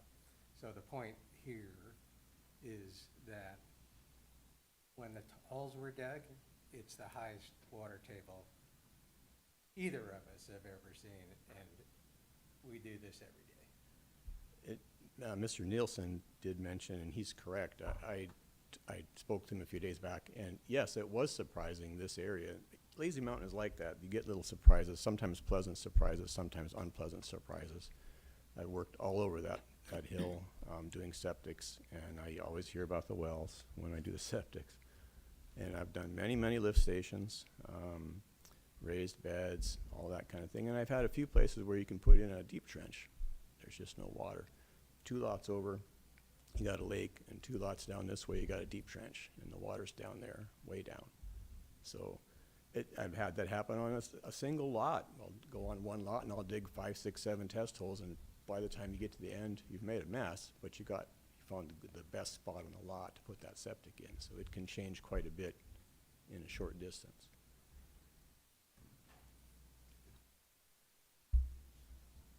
Thank you. Sure. And I'm happy to answer any other questions. Yeah, and Mr. Holler, please speak into the mic a little closer. Like they say, eat the mic. There's people in the back of the room having a hard time hearing, so. I'm going to have to wear this mic or something. And Ms. Drexler, you had a question? Sorry, I just said thank you. He answered my question. Oh, thank you. Any more questions from the board for Mr. LaRusso or Mr. Holler? Well, we've got them up.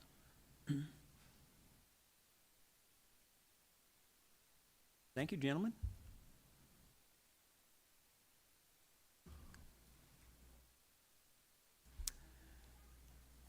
I would entertain a motion at this time for Lazy Moose Run.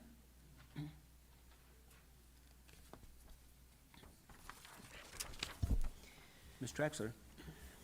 I move to approve the preliminary plat of Lazy Moose Run, Section 27, Township 18 North, Range 02 East, Seward Meridian, Alaska, contingent on staff recommendations 1 through 8 and based on 6 findings of fact. Thank you, ma'am. Do we have a second? Mr. Birch, thank you. And open for discussion among the board.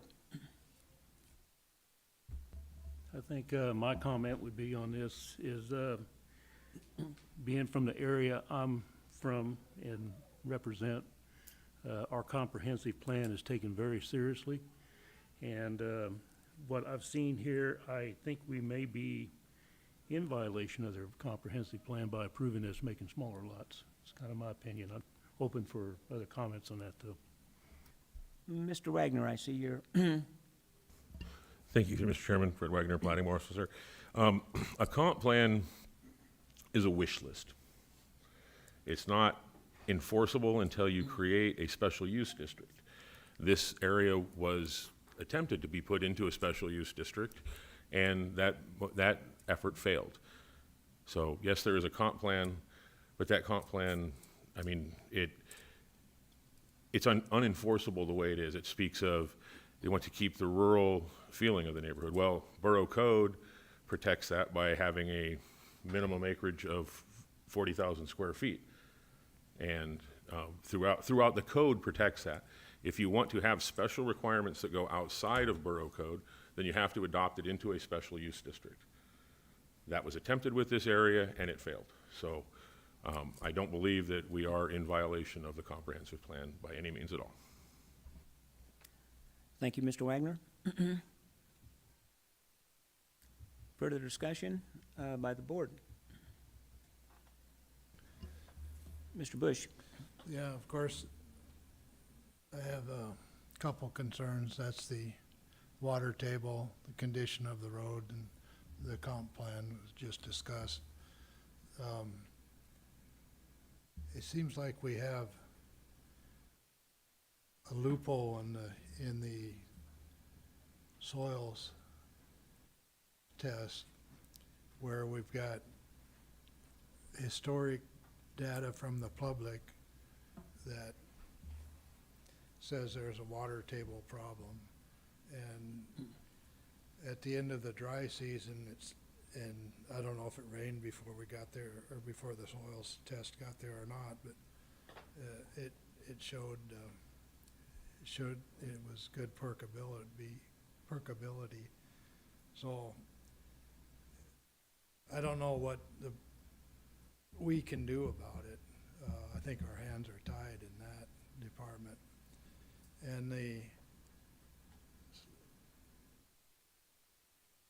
And I believe we've got when they put in a subdivision, the access roads need to be up to code, and I don't see any data that they are. And the public again states that they are substandard. There's a picture showing substandard road. It may or may not be Thor Avenue, but someone stated that there's only one section of that Thor Avenue was 17 feet wide, so that doesn't pass code either. So I guess I'd like to direct my question to the staff and see what they how they would respond. Mr. Goddard, have you looked at the road to see if it's within code? So, in communication with the Department of Public Works, they had stated that at one point it had been classed as meeting standard, and it is under borough maintenance. So at this point, it wouldn't be on the developer to upgrade it or repair it. It would be the road service area that's supposed to fix any issues. So it met the codes to be accepted by the borough for maintenance, and this wouldn't trip the need to upgrade it beyond what it was. Thank you, Mr. Goddard. Thank you for that question, Mr. Bush. I was looking for that road report also, so Matthew, thank you for that clarification. Mr. Wagner, did you have something to add? Actually, I do. Please, Mr. Wagner. Thank you, Mr. Chairman. Fred Wagner, Planning Officer. This is in the second paragraph of your staff report. If you read the staff report, you would know that this is a borough-maintained road. So please thoroughly read your staff reports, and if you have questions, ask them. Thank you, Mr. Wagner. Is there more discussion among the board? Or questions for staff? Is there any objection to approving this request among the board? Mr. Burtz? Okay, so Madam Clerk, would you call a roll call vote? Yes, I will. Please state your vote when I call your name. Member Burtz, please restate your vote. No. Member Cohn? Yes. Member Bush? Abstain. We cannot abstain. An abstain would be a no. Abstain means no? Correct. I abstain. Okay. Platting Member Traxler? Yes. And Member Johnson? Yes.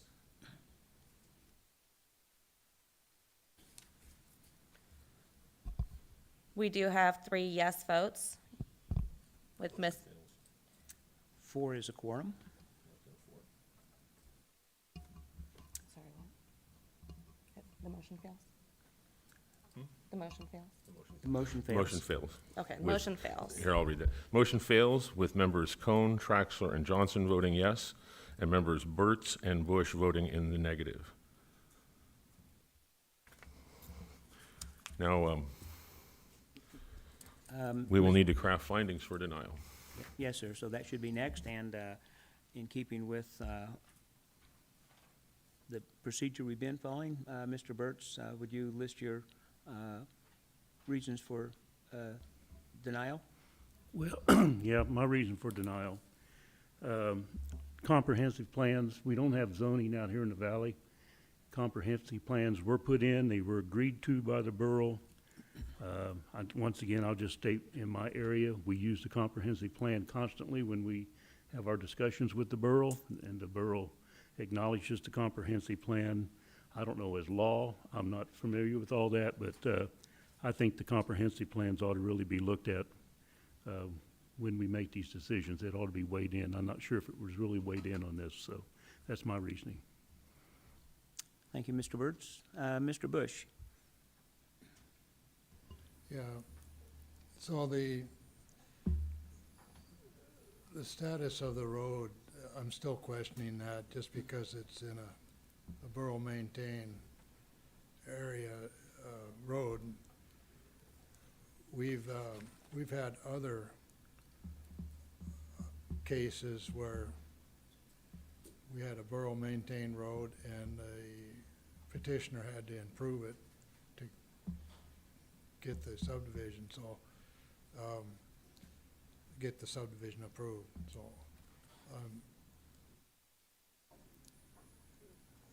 Fred was chastising me about not reading the borough notes, but it seems like, well, I just don't know about it. I can't believe that we would approve a subdivision where the road is such a substandard condition. And the water table, like I say, it's a loophole, and we've got so many public testimonies that say that there's a water table problem, and I live partway up Lazy Mountain, or I used to, and it's true. There's areas, quite a few areas up there that have a water table problem, and I believe the public. And, you know, we just happen to hit it good with the test hole, so I don't, at this time, I think I would like to research the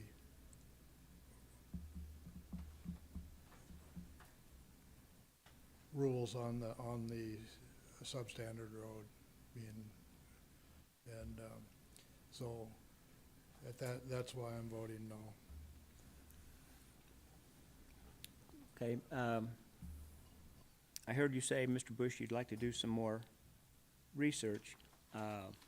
We're at an impasse, and I'm going to ask Mr. Wagner for some guidance here, but one option would be, if you do need more research, to request a postponement. I would entertain that. We have a motion on the floor, so it would have to be amended, but Mr. Wagner, please give us some direction here.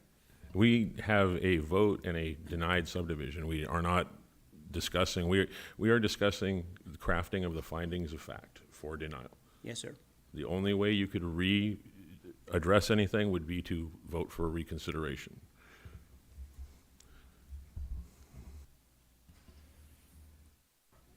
Mr. Chair. Mr. Bush.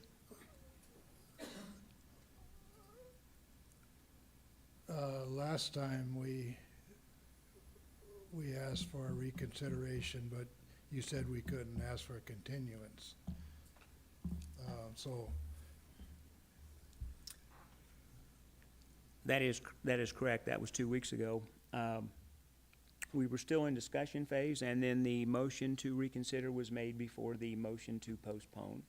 And I did make the statement that I wasn't inclined to postpone, but I think it was, Mrs. Krieger that made the motion to reconsider, and that was the current motion was on the floor. So right now we have a denial, and we've had justification for the denial. Mr. Wagner, where do we go from here? You need to craft those into, you need to write them down, craft them so that they can be added to the staff report and included with the report for why it was denied. Okay. And that is for the members to write, not our staff. We recommend approval, so us crafting your findings of denial would be wrong. We may need to take a break. Okay, let's go for a short recess and resolve this problem. While the members work on their findings of fact, or for denial. Please state a time for return. Mr. Burtz, Mr. Bush, how much time are you gonna need to craft your, justification for denial? 5 minutes? I don't know if I could take 5 minutes. I gotta have a better understanding what comprehensive plans are built for. I mean, if there's an approval and there's an understanding between a borough and a community council that we have a comprehensive plan, and, you know, going by the statements here, nobody thought we'd ever have 1 acre lots up there. We was gonna have 2+. And they considering that, I would say, why are we dividing these down to 1 acre lots? So I don't know, I have to do some intense research and find some, it's gonna take, I mean, that's where I say postpone it and come back at another time and I'll write something, but I'm not gonna write something in 5 minutes.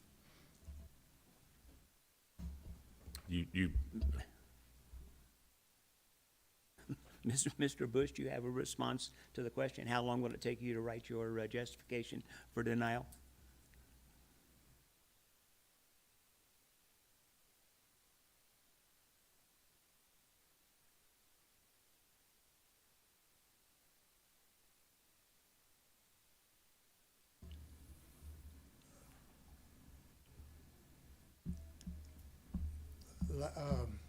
Again, I remember a case where the clerk and Mr. Wagner drafted these responses. And to put the onus on us it doesn't seem fair, just because he doesn't like the result. But at this point, I believe the petitioner is, I mean, we voted, you know, it didn't pass, so the petitioner can appeal and better present these areas of concern to us. And so, but yeah, we can draft something, I'm sure, in 10 minutes' time or something. Well, Mr. Bush, I don't believe it is incumbent upon staff to draft your reason for denial. I'm not being mean. I'm just saying it's your no vote, so you need to justify your no vote, not the staff. That's my interpretation, sir. Yeah, And I don't mean that mean, Mr. Bush. I just recollect what we did the other time. Okay. And then there was 2 times since I've been on the board where we voted no, and first time the clerk and drafted the results. And the second time, Mr. Wagner said that it wasn't needed, so, and this is the 3rd time that I recollect. Mr. Wagner, I see you're ready to weigh in, please. Thank you, Mr. Chairman. Fred Wagner, Planning Officer. This is in the past, in the very early parts when I came here, we used to, as staff, craft findings of denial. We have since been guided by our legal department that it is inappropriate for staff who is recommending approval to craft your findings of denial. They're your findings of denial. They need to be based in code. You shouldn't need to be doing research to figure out how to base them in code if you voted no. When you voted no, you needed to know why you voted no. What we need to know now is what led you to vote no, and you need to craft them in such a fashion that we can put them as findings of denial, and those will be what the appeal will be based on. I see. Thank you, Mr. Thank you, Mr. Wagner.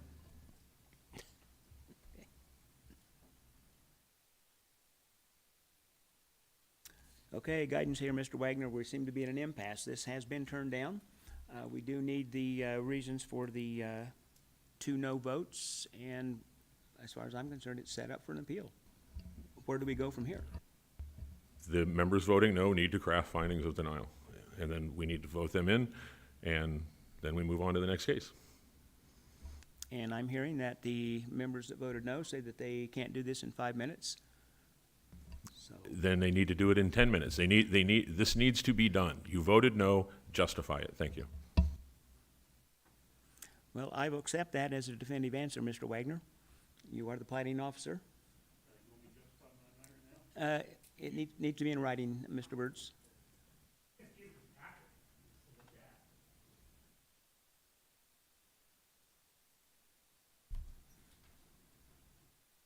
Do you need a piece of paper, Mr. Burt's or Mr. Bush?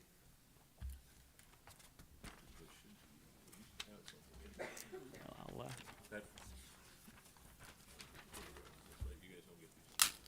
okay, I've got it. Oh, you got that. Okay, Mr. Burt's, do you need paper? Okay. We'll take it on a napkin. Actually, here, you need to use these. Okay, you do have forms, Mr. Wagner? Okay. How long are we going to break for? I'm This the is chair. not a time for the public to We- make comment. We are Thank going to you. take a 10-minute recess. We'll come back at 5 minutes until 3, and to give the board members time to craft their response.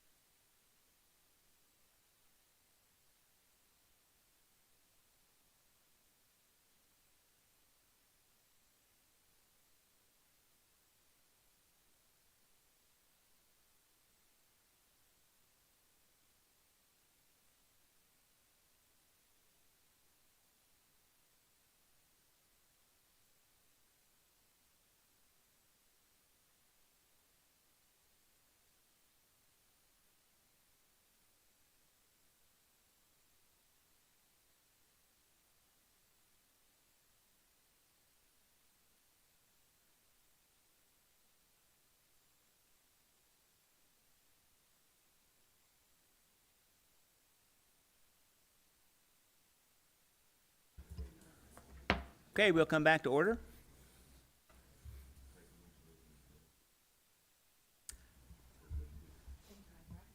Planning Officer Wagner, I'm asking you for some direction for this point. We have the reasons for denial written up by the two dissenting votes.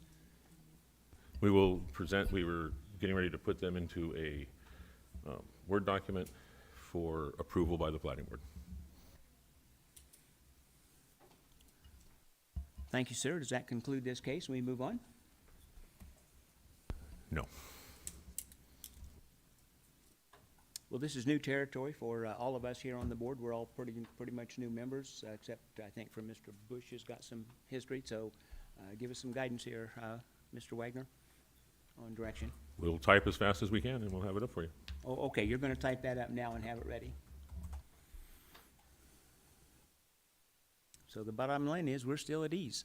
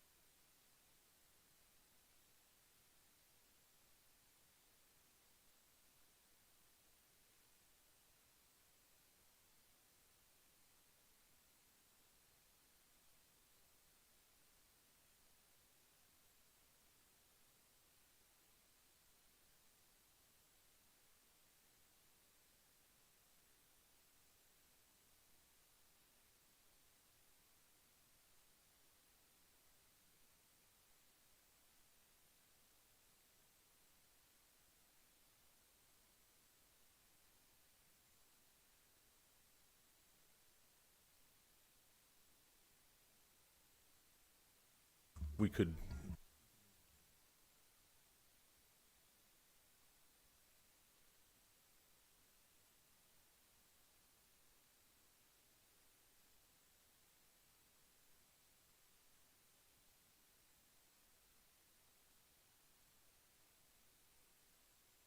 Okay, to the board. While we're writing up the responses for denial, we're going to lay this on the table while that's being done, and let's move on to the next case so we can expedite this. We've got a lot of people in the audience, and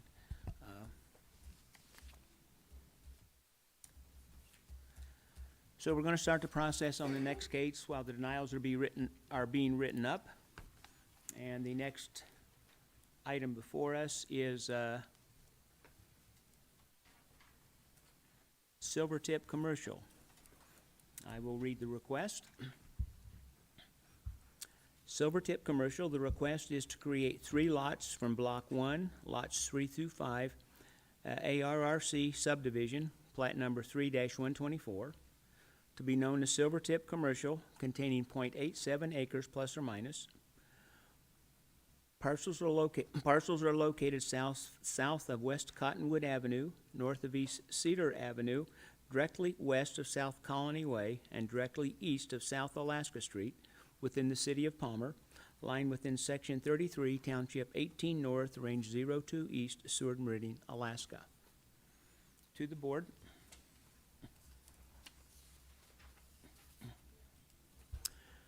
Do you or any member of your immediate family have a substantial financial interest in any property affected by this decision, or will you recognize a foreseeable profit as a result of this decision? Hearing seen none.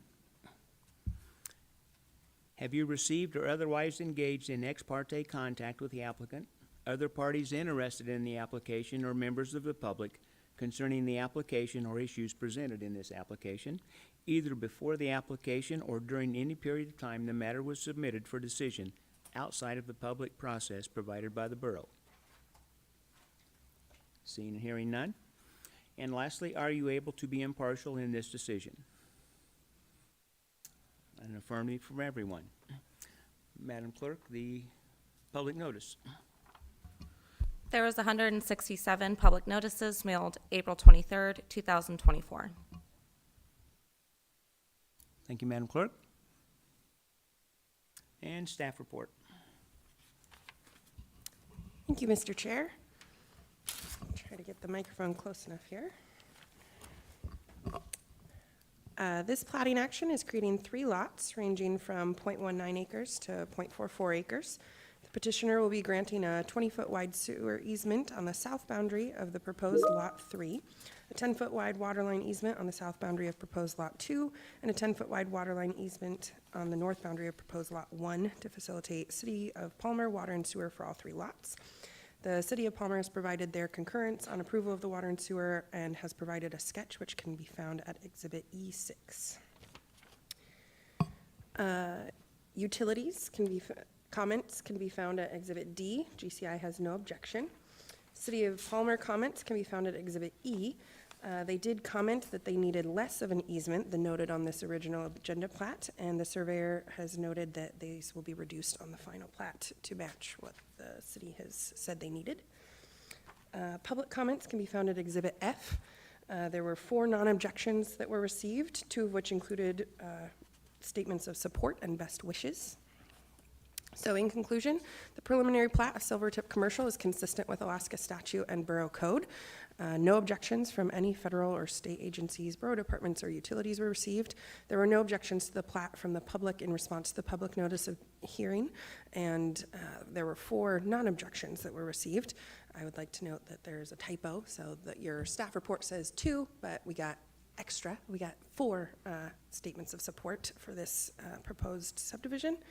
And legal and physical access does exist, frontage does exist, and a soils report was not required as the lots are being served by the City of Palmer Water and Sewer. So therefore, staff recommends approval with 6 findings of fact and 7 recommendations of conditions of approval. Thank you, ma'am. Would the applicant or applicant's representative like to come forward? Okay. We will now open the portion of public testimony on Silvertip Commercial. Is there anyone in the audience that would like to weigh in on this request? Madam Clerk, anyone online? If you're online and would like to weigh in on Silvertip Commercial, please press, is it *3?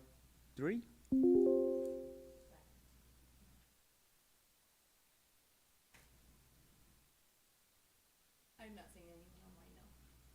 Thank you, ma'am.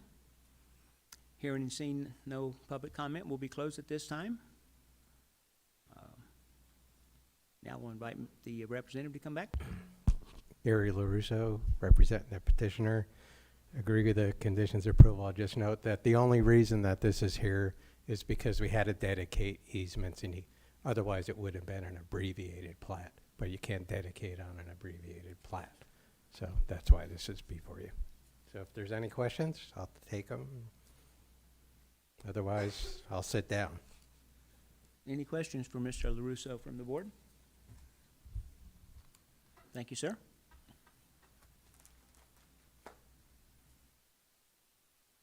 I would entertain a motion at this time for Silvertip Commercial.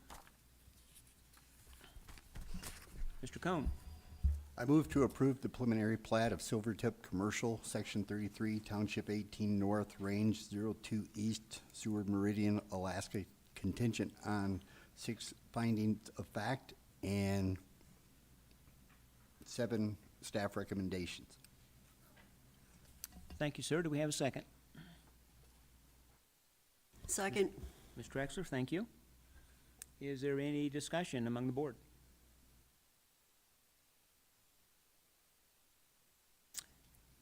Is there any objection to approving the request for Silvertip Commercial? Seeing, hearing none, Silvertip Commercial is approved.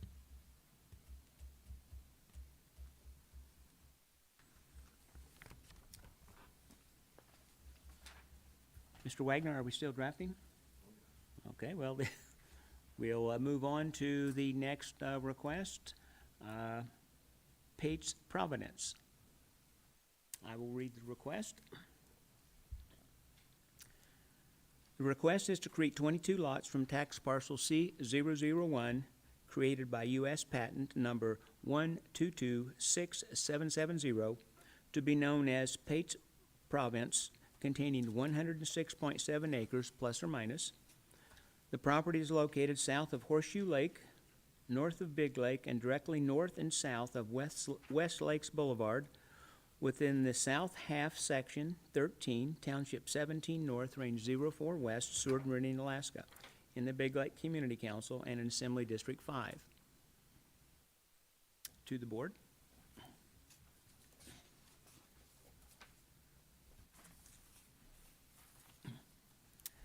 Do you or any member of your immediate family have a substantial financial interest in any property affected by this decision, or will you recognize a foreseeable profit as a result of this decision?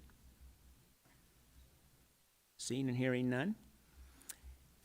Have you received or otherwise engaged in ex parte contact with the applicant or other parties interested in the application or members of the public concerning the application or issues presented in this application, either before the application or during any period of time the matter is submitted for decision, outside of the public process provided by the borough? Seeing, hearing none. Finally, are you able to be impartial in this decision? I take that affirmative from the board. Madam Clerk, public notices? Yes, there was 11 public notices mailed April 25th, 2024. Thank you, ma'am. May we have the staff report? Thank you, Mr. Chair. The proposed Pates Province subdivision would create 22 lots, with lots 5, 6, 9, and 10 of Block 2 being flag lots. Lot sizes will vary from 86,973 square feet up to 398,168 square feet. All proposed lots will take access from West Lakes Boulevard, a borough-owned and maintained road. West Lakes Boulevard is classified as a minor collector road. The petitioner is proposing common access easements where needed to meet the minimum spacing requirements. The proposed common access easements are shown on the agenda plat. A soils report was submitted pursuant to code and is seen at Exhibit C. Curtis Holler, professional engineer, notes that the soils evaluation included logging 12 new test holes on the parent parcel, review of adjacent existing soils information, review of the provided topography information, review of aerial imagery, and other observations at the site. Groundwater was encountered in test hole number 3 at a depth of 11 feet. Based on the available soils and water table information, topography, MSB Title Code 43 definitions, and observations at the site, the proposed new lots will each contain over 10,000 square feet of contiguous usable septic area and an additional 10,000 square feet of usable building area. Topographic mapping and as-built were provided and can be seen on the agenda plat. The driveway spacing calculation was provided and is seen at Exhibit D. The petitioner has provided section line easement determination, and this is shown at Exhibit E. The Borough Department of Public Works has requested the petitioner submit an averaged access point spacing calculation.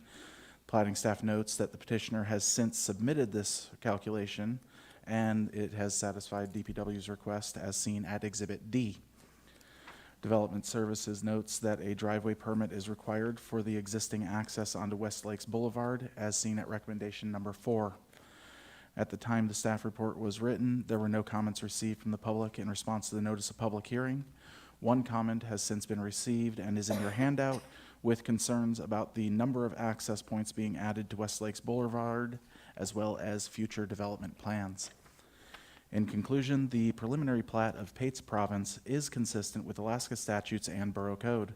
There were no objections received from any state agencies, borough departments, or utilities. At the time the staff report was written, there were no comments received from the public in response to the notice of public hearing. There was one comment received after the report was written in your handouts with concerns. Legal and physical access exists for all proposed lots. Frontage exists for all lots. Soils report was submitted, noting that all lots will meet the minimum usable area requirements, and staff recommends approval with 7 findings of fact and 7 recommendations for conditions of approval. Thank you, sir. Would the applicant or applicant's representative like to come forward? At this point in time, we'll open the floor for public comment on Pate's Providence. Is there anyone in the audience that would like to weigh in? If so, state your name and sign the register, please.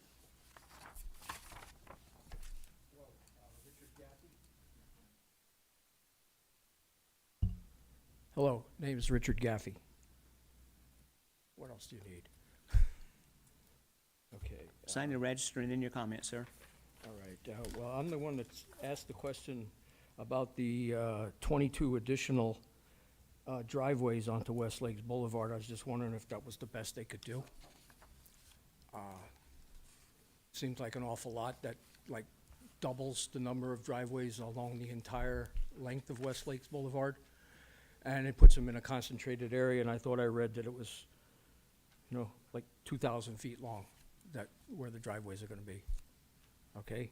And I also wanted to know what was gonna happen with Briggs Road. It's indicated on the plat as ADL something. It's the abandoned road that used to go out to the north shore of Big Lake. I'm concerned about that because Briggs Road turns into Four Dog Court, which is the borough road that I maintain. It goes right past the fire hall, the training center. And we live off of that, and like you've heard from a number of other people, one of the reasons why we bought it is because it was quiet, secluded, and, you know, that stuff that we all came to Alaska for. All right, I guess that about covers it. I'd just like an answer on specifically Briggs Road, and, you know, like, was 22 separate driveways the best that they could do? Because some of them are gonna be very, very steep, going in and out. You know, there's fill encroachments, you know, where the toe of the prism to build the driveway might be on somebody else's property, especially on these flag lots. Might be something to consider. I don't know. Thanks. Thank you, sir, for your comments. Would anyone else like to weigh in on Pate's Providence? If there's anyone online that would like to weigh in on Pate's Providence, please hit *3 and you'll be recognized.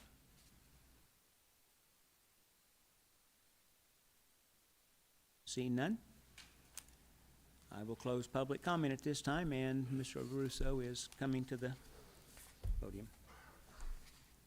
Mr. LaRusso? I'm sorry, I'm the only one here today. This is a first for Busy neighbors. man. Anyways, it worked out that way. To address the neighbors' comments, I understand the confusion on the number of driveways because on the mail out, they don't show the access points. But most of these accesses are being shared by several pieces of property, and that's why you see the average spacing calculation in your packet of 657 feet, I think was a calculation. So there aren't 22 driveways. It's required that you consolidate them on these roads, and so that's what we've done. As far as Briggs Road was vacated in the early 80s, and the reason I know that is because it's in the title report, but also because I worked on that project. I'm old enough to have been there when Briggs Road was vacated in exchange for the current alignment of West Lakes Boulevard. It was very clear that it get vacated, so there's no right-of-way through there for anyone to use. And I guess I don't have anything else to talk about unless you have questions. To the board, are there any questions for Mr. LaRusso? Thank you, sir. Thank you.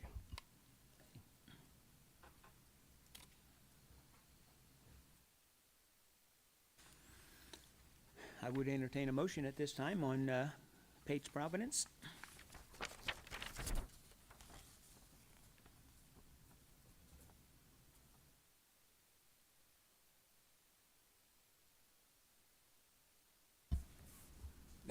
Mrs. Traxler. I move to approve the preliminary plat of Pate's Province, Section 13, Township 17 North, Range 04 West, Seward Meridian, Alaska, contingent on staff recommendations 1 through 7, based on 7 findings of fact. Thank you, ma'am. Do we have a second?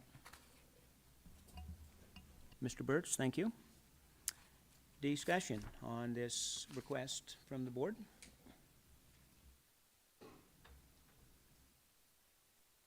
Hearing and seeing none for discussion, is there any objection to approving the request for Pate's Providence?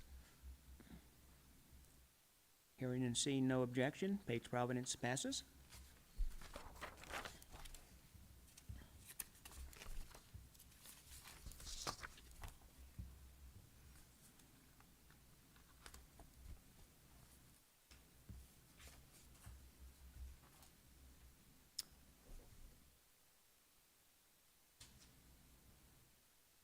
Madam Clerk, are we still working on, Let's go ahead and just get the cases done. all right, okay, we got one more case, and then we'll come back and finish up business. So the next item on the agenda today is, or this afternoon, is Morning Light. I will read the request. The request is to create 29 lots from Lot 3, Block 1, Harry's Place, plat number 2006-209, to be known as Morning Light, containing 33.56 acres plus or minus. Parcels are located east of North Covington Street, north of East Texal Drive, and east of Windy Wood Loop, and will be bisected by the extension of Eastdale Drive, lying within Section 10, Township 18 North, Range 01 East, Seward Meridian, Alaska. To the board.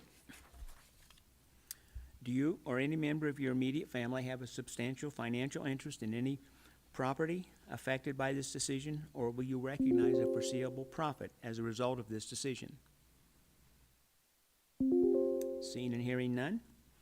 Have you received or otherwise engaged in ex parte contact with the applicant, other parties interested in the application, or members of the public concerning the application or issues presented in this application, either before the application or during the period of time the matter is submitted for decision, outside of the public process provided by the borough? Seeing and hearing none. Finally, are you able to be impartial in this decision? Affirm from all parties. Madam Clerk, the public notices. Yes, there was 146 public notices mailed April 25th, 2024. Thank you, ma'am. And I'll ask for the staff report at this time. Thank you, Mr. Chair. This plating action is creating 29 lots ranging from .92 to 1.56 acres, taking into account 33.56 acres total. The petitioner will be extending Eastdale Drive, which will connect with North Morning Light Circle.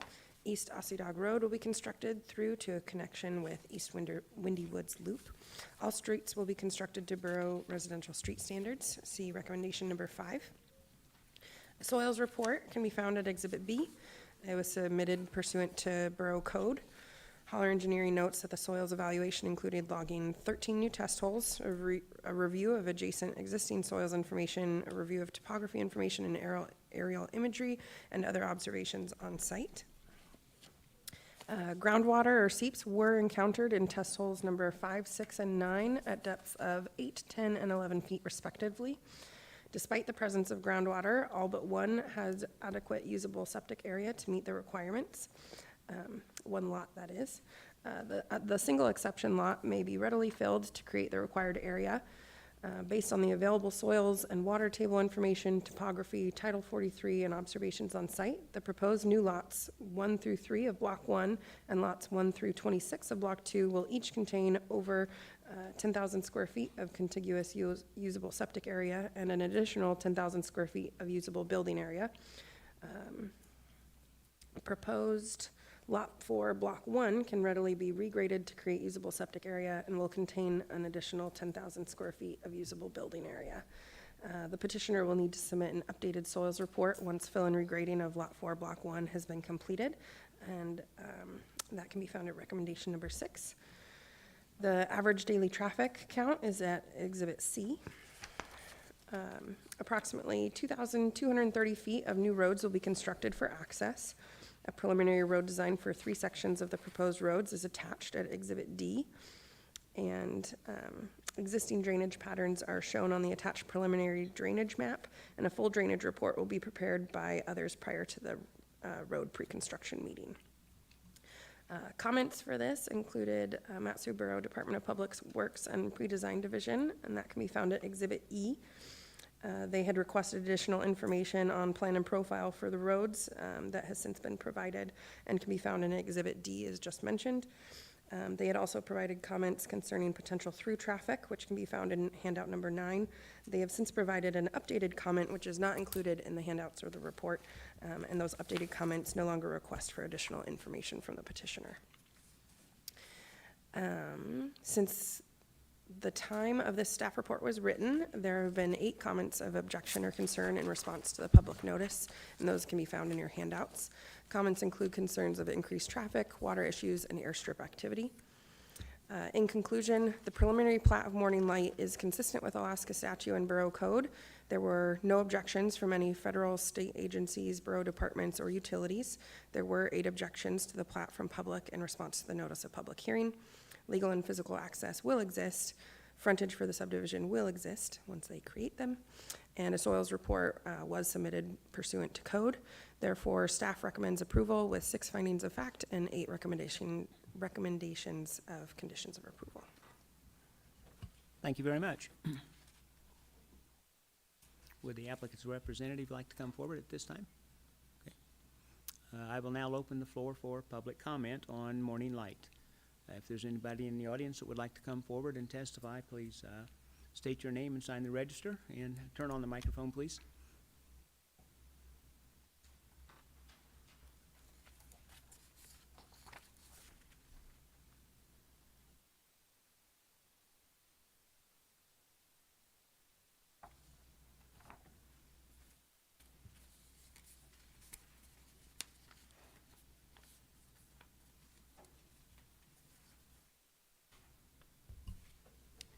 Good afternoon. My name is Jenna Deason. I live at 7868 East Dale Circle, which is directly adjacent to, I believe, Block 1. So we are Fishhook Plateau number 3. I have a few concerns about this subdivision. Primarily, the first concern is that lots 18, 19, and 21 are adjacent to a private but FAA approved airstrip. There are multiple people who own pieces of that airstrip, and I believe it was 2 years ago this board approved High Ridge Landing, which you can see in the top left section, just above the subject property, which was to include 22 hangar homes.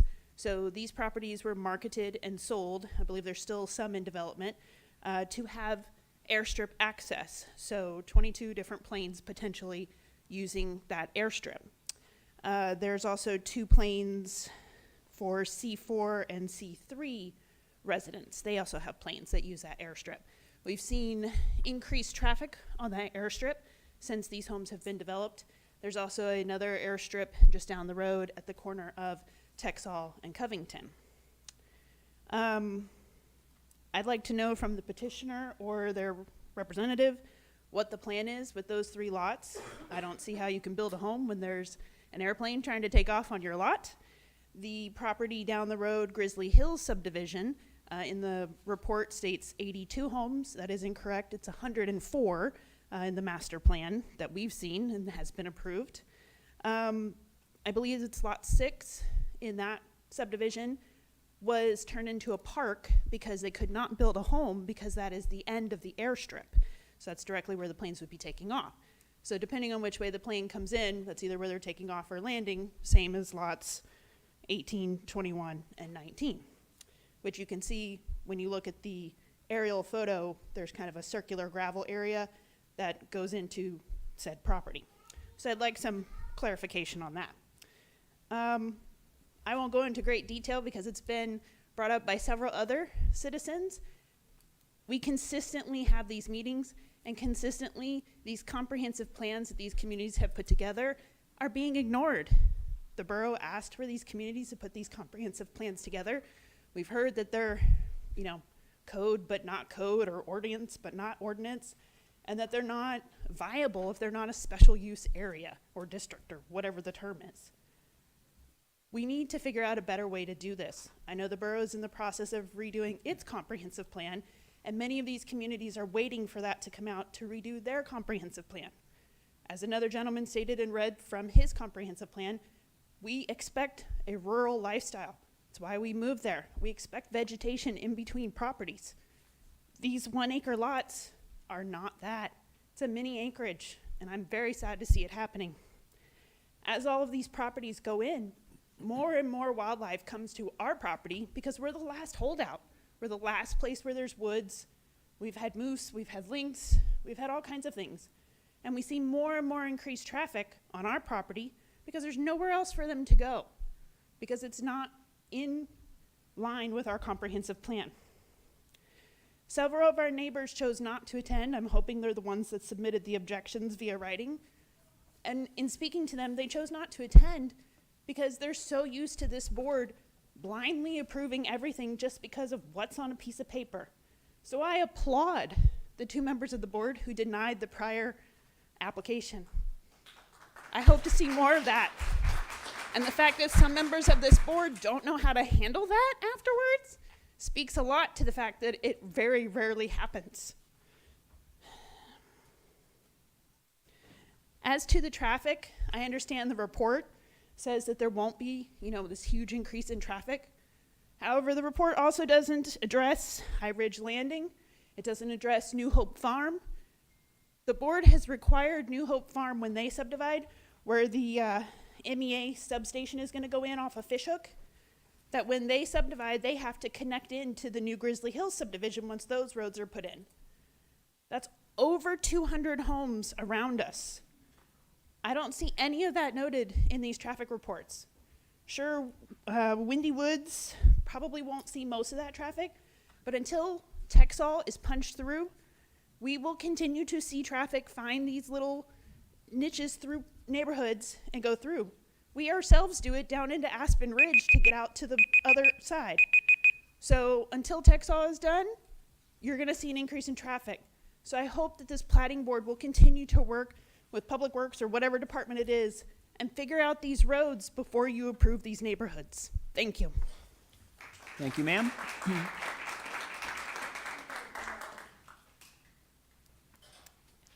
And next, please.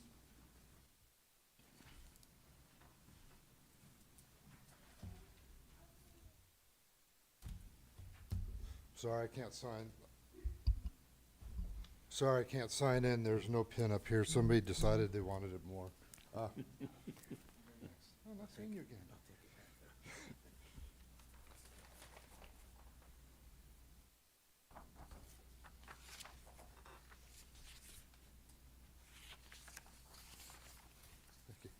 So, I'm Matt Deason. I live at. State your name, please, sir. My name is Matt Deason. I live at 7868 East Dale Circle. Yes, that was my wife just up here. And couple things. On A1 and A2, currently on the tax map of the expedition, it has a temporary cul-de-sac for snow removal and people to turn around in.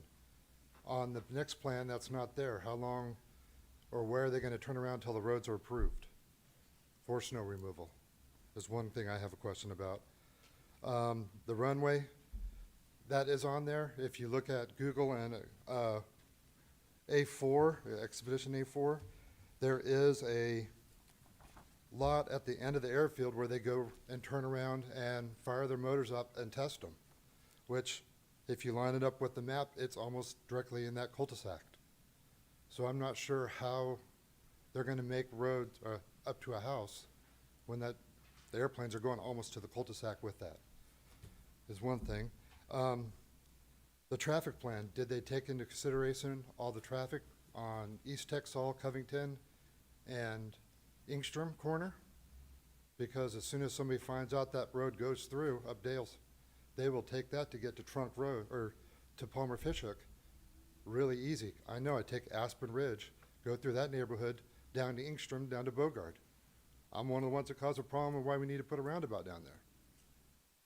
That will also happen going out the other side of East Texel? Are they gonna put a roundabout out on Palmer Fishhook? For all the extra traffic that's gonna start? The other question I had is, they said they were gonna extend Dale Drive.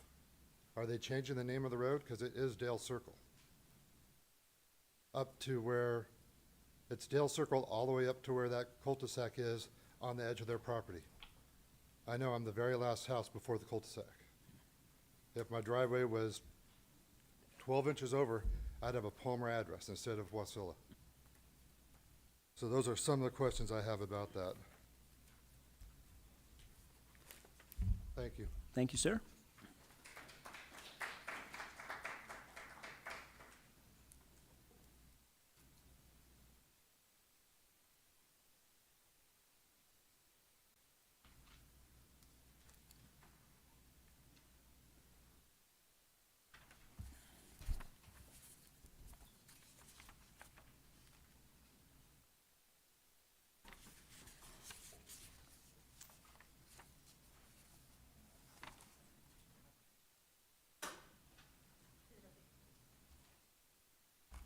Is it okay if I start without signing? Okay.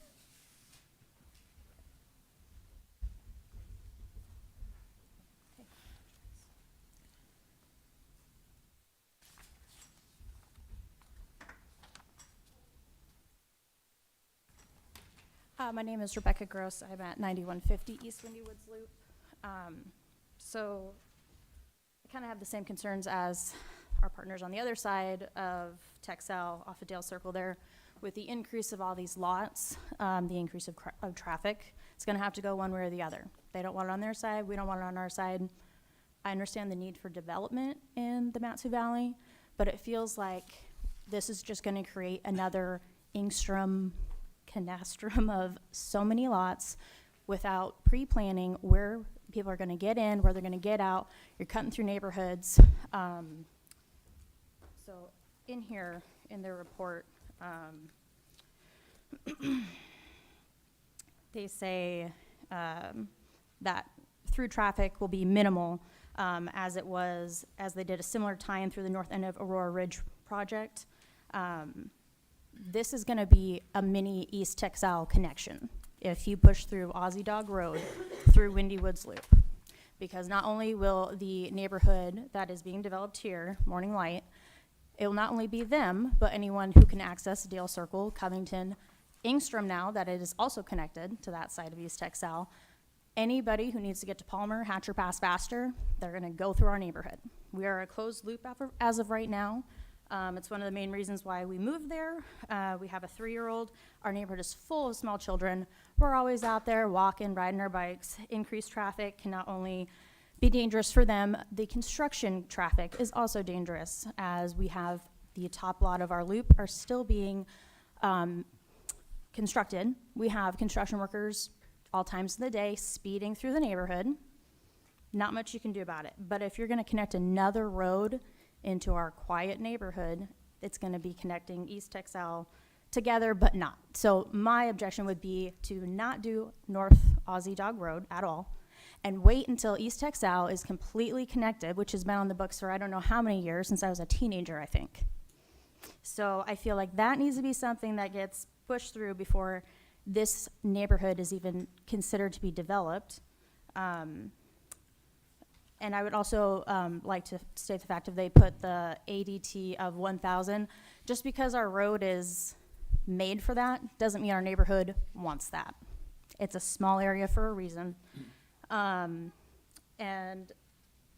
I also would just hope that everyone else who was able to email in, that the board was able to read their emails, as I know most people are not able to make it here to make comment in the middle of the afternoon on a Thursday. So I thank you for your time, and have a good afternoon. Thank you, ma'am.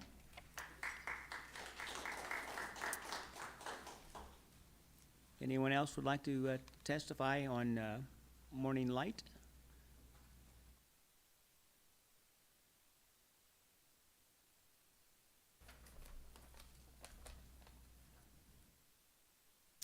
If there's anyone online that would like to testify on Morning Light, *3, and we will recognize you.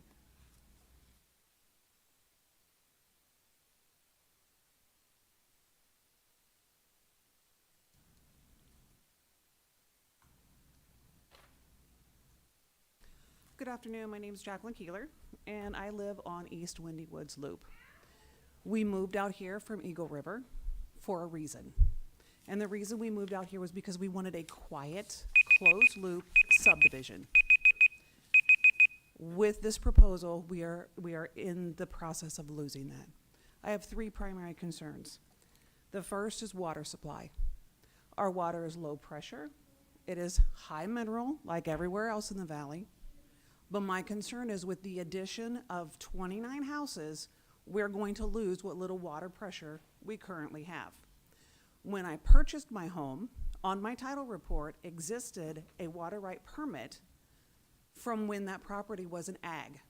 So that tells me that it did not produce sufficient CFS for water rights for agricultural use, which also tells me that when you add 29 more houses, the water supply is going to further reduce.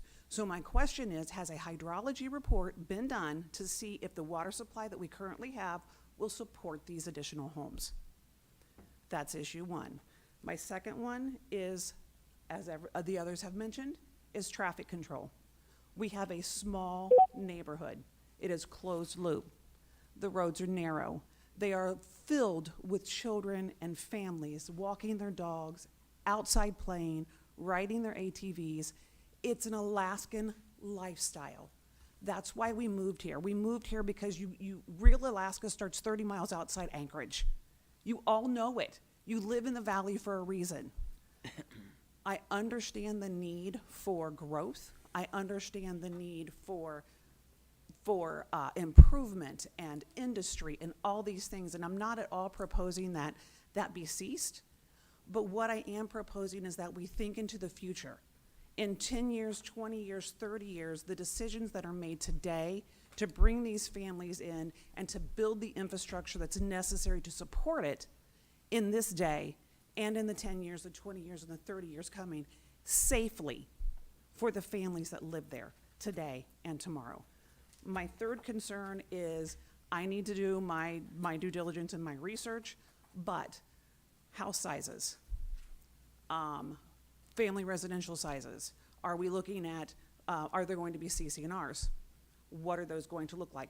Bottom line on my third concern, is my property value going to diminish by what is being proposed to occur on those 29 lots? I don't have answers for that. If someone can provide me with a link where I can read what the CC&Rs are going to be, if there's going to be businesses allowed in these residences, that kind of information, I would love to read that to make a determination for myself whether it's time to pull the plug and sell or whether I want to stick around. Thank you. Thank you, ma'am. Madam Clerk, was there anyone online with a raised hand? No, I've seen that.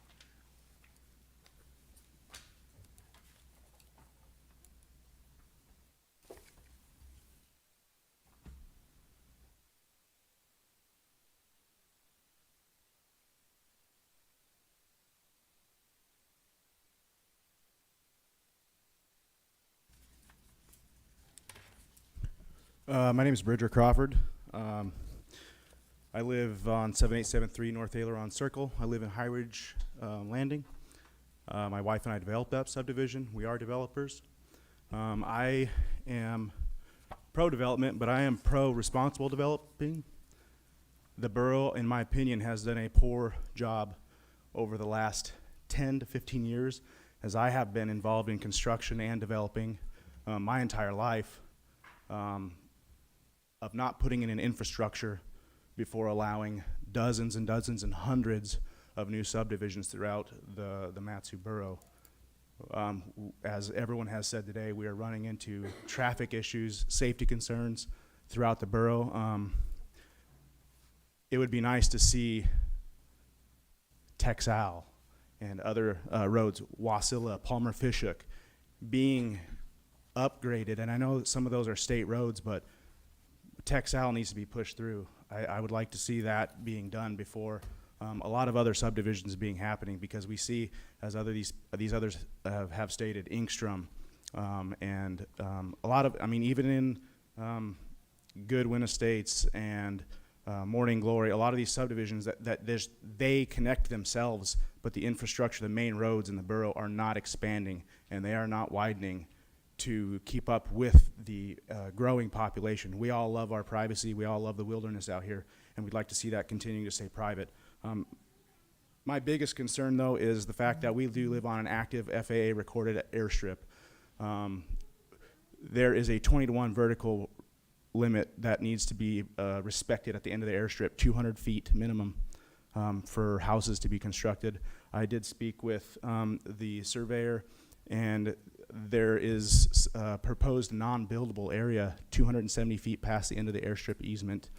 I would like to see that be included in the plat, because if it's in CCRs or in covenants, whatever that means, it's not going to be enforceable by any type of governing agency.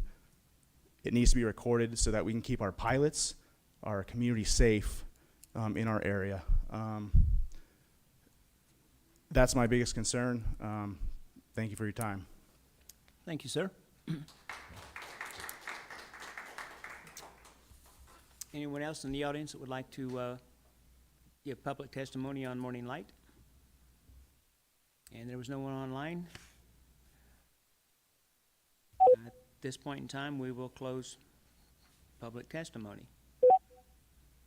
And the applicant's representative, Mr. LaRusso, for one last time, maybe? End of the day, and then a weekend. And Mr. Holler. I'll just, and Kurt Holler's here too. I'll address a couple comments I heard. Someone said FAA approves airstrips. They don't. They register them. They don't even regulate them, actually. I'll get up because I know you can't hear me. Sorry. The gentleman that just spoke is correct. We were planning on putting in restrictive areas so that it wouldn't conflict with the airstrip. And I would like to do that on the plat as well. It would be a building setback, but I'm not sure that that's allowed. Is that something we can do, Fred? We put building setbacks on plats before, so I think we can do it. Yeah, I don't see a problem. And I have a drawing that I could pass out showing what we were planning, so that'd be part of the record. So, yeah, sure. Here, give me half.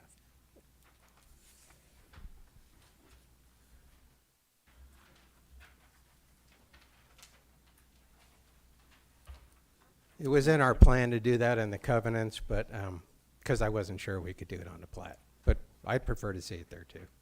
Then people that buy know what they're buying into, and it solves issues later for people.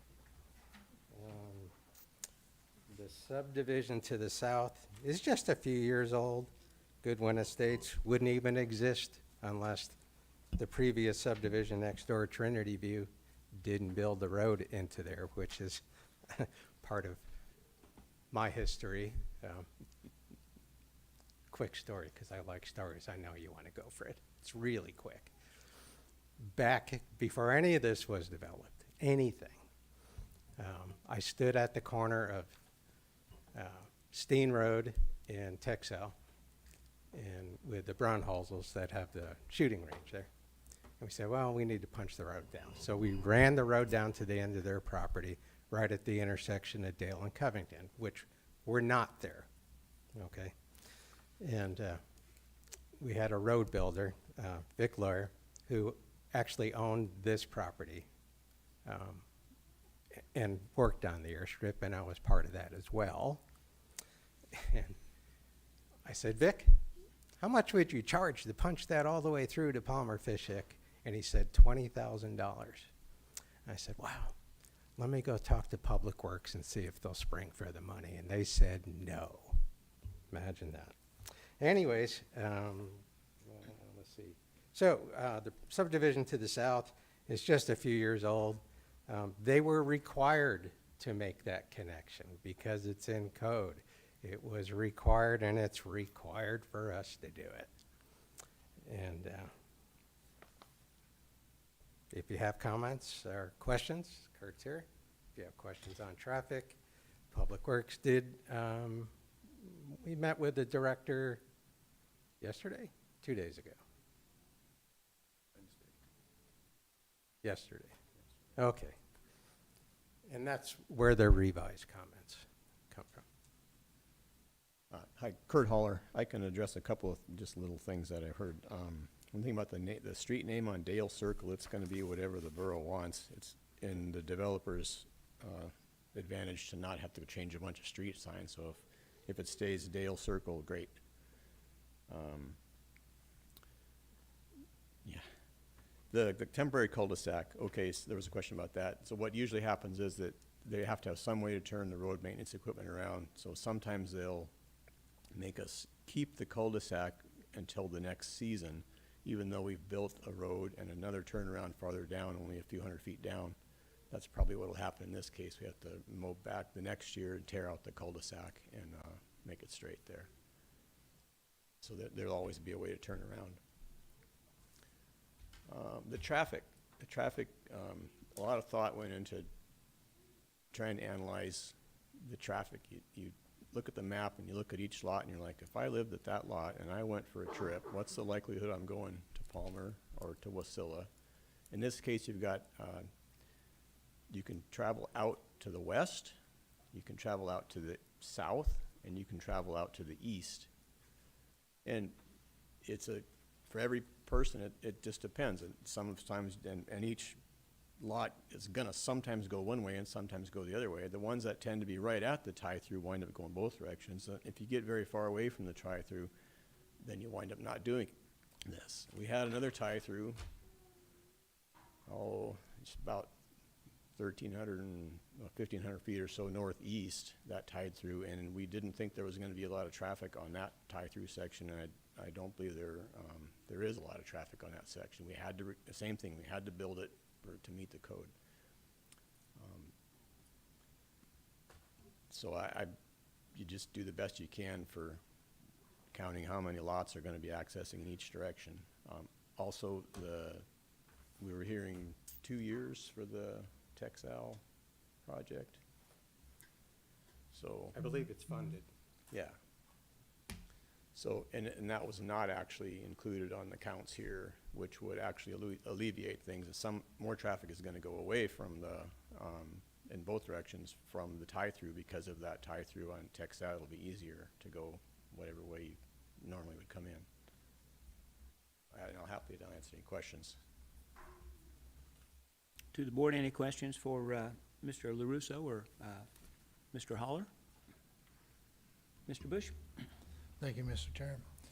Mr. LaRusso, would you object to having a condition added for the restriction on the airport? No, I'm actually requesting that we put the building setback line in there like it shows on that. What would the associated note say? It would be a line on the map that would say building setback. No building? Yeah. Or can you build within 21 feet high or anything, or just no building in that? No building, period. No, okay, No structures is probably what it would be. okay. Because building is a pretty broad word. It could be a driveway. Obviously, we need to put driveways in there. And, there was some thought put into this, as usual, Very good. You look at where the cul-de-sac is, and it's below grade. Now, the cul-de-sac's gonna come up, but there was a reason for that at that location. Besides, we could have extended it further, but with the cul-de-sac there, it actually put restrictions on there anyways. But the feeling was it's better that we address this up front with the drawing that you have than to create a problem later. Okay, sounds good, people have thank to you. battle it out. I didn't see any numbers on the contours. Is that in a hole or on top of a hill? It's a hole. Okay, Yeah. thank you, It's- Mr. LaRusso. It's a big hole, actually. Thank you, Mr. Chairman. Thank you, Mr. Bush. Any more questions?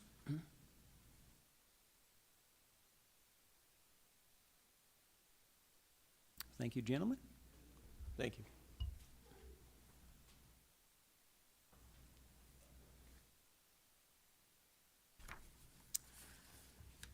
I would entertain a motion at this time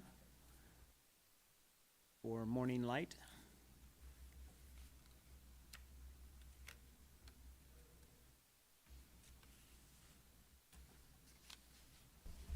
Ms. Trexler? I move to approve the preliminary plat of Morning Light, Section 10, Township 18 North, Range 01 East, Seward Meridian, Alaska, contingent on staff recommendations 1 through 8, and based on 6 findings of fact. And I don't know how to add this to it with the building setback. Well, you've made a motion. We get a second, and then I think when it's on the floor discussion, then we'll, appropriate would be an amendment to add condition number 9. I'll second then. Mr. Cohen, a second? Okay. Do I have a motion to add condition number 9 to the conditions, recommendations of conditions of approval?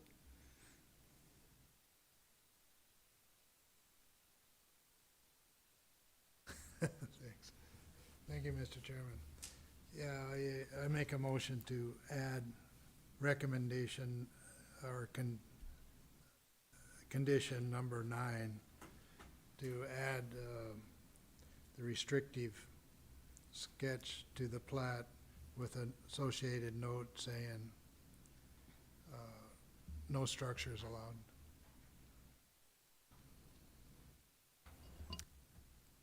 Do I have a second to that motion? Second, Mr. Burt's. Any discussion? Any objection? Seeing none. A question to Mr. Wagner and to Ms. McKenna, or can you craft, I'm sorry if I butchered your name. Can you structure that, or can you craft that wording for condition number 9 that we have just approved, Dad? Yeah, I'll try to get that here real quick before we get to the final approval. Okay. Any more discussion on Morning Light? Mr. Bush? Yeah, I've got a question for Mr. Wagner. For some of the public, they're concerned with the water usage. Is it still a thing that you can record your water rights for your well? Through the chair. Mr. Wagner? Fred Wagner, Platting Officer. You would have to check with the Department of Environmental Conservation. That's not a borough. The borough doesn't have authority over that. Thank you, sir. Okay, thank you. Yeah, I think you can still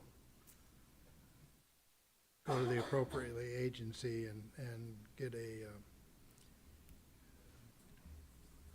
water rights for your well that will protect you if somebody else is draining the water table down. It may help. Thanks. Any more discussion among the board or questions?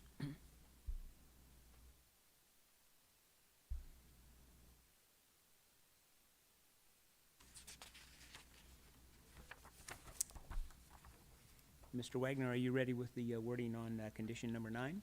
Not quite. Okay. We will take a couple minute at ease.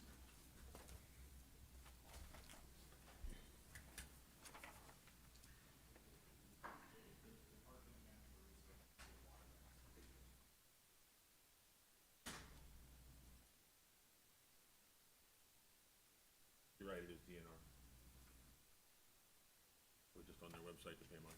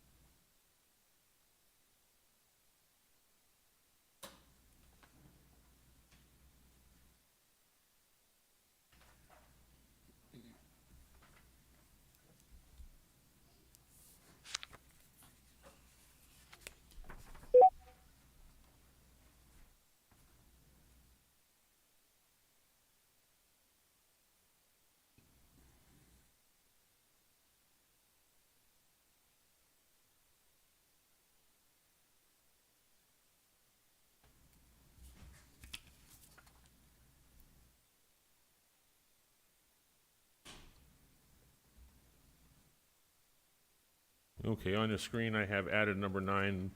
How does that look? Mr. LaRusso especially.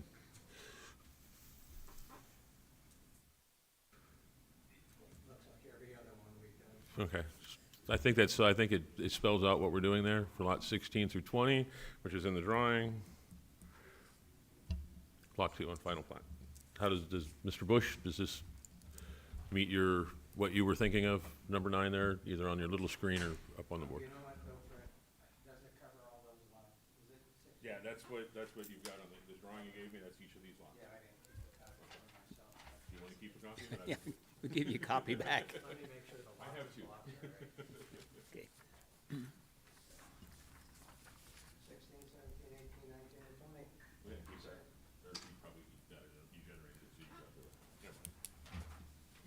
Mr. Goddard, did you have a comment?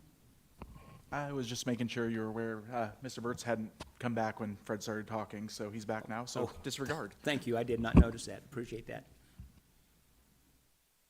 Okay, so we've already approved adding line number 9 on Just need to get the okay that this is what you're gonna look like. Does You like that? Yeah, Then we- thank you. It Okay, looks then we good. would be back to if this is acceptable by, I guess by vote, again, because this was a motion, so if the planning board would vote that approve this, then we'd be back to the main motion and we can continue voting. Sure. So, have you all had a chance to read condition number 9 that's been added? Is there any objection to approving that? Hearing and seeing none, we have approved condition number 9 added. So now we're back to the main motion of approving the request for the plat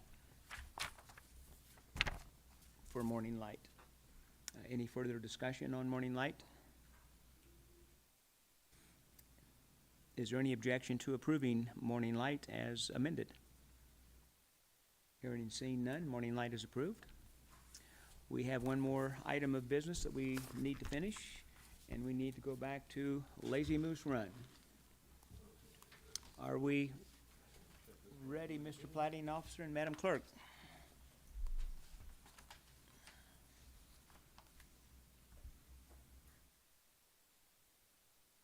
Okay, so. Mr. Wagner? Fred Wagner, Planning Officer. I am going to show you 2 files first, I think, if I can find the other one. Probably got reorganized by itself.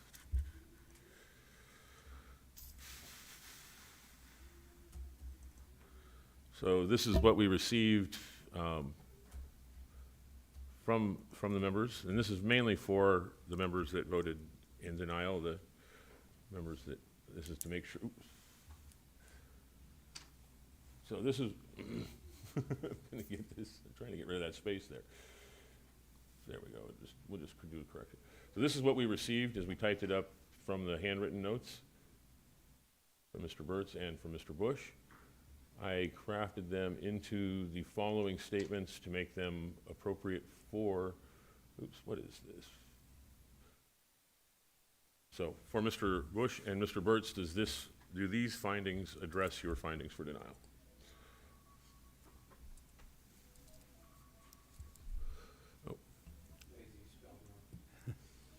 Yes, it does. Oh, there it is.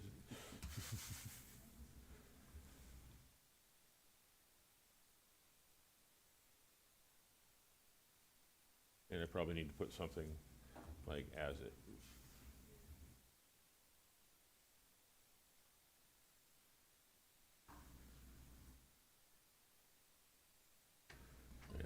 Mr. Bush? Sentence number 3, I think you've got the subdivision too many times at the first part of the sentence.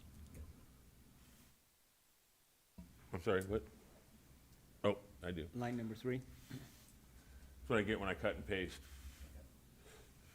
Trying to use this little thing and then trying to get this other thing pulled up at the same time.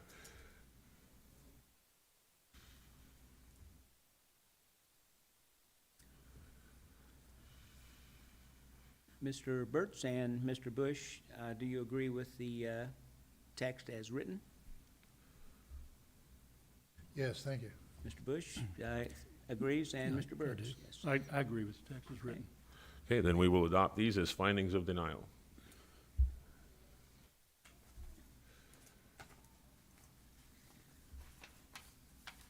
I'm sorry, Fred, what did you say? They are denied, they're adopted as the findings of denial, Okay, thank you. and that would close the case. So this case was denied and our findings of denial are written and will be forwarded. That concludes all the business we have for today. Are there any board comments? I'll start with Mr. Burtz. No comments. Mr. Traxler? No comment. Mr. Bush?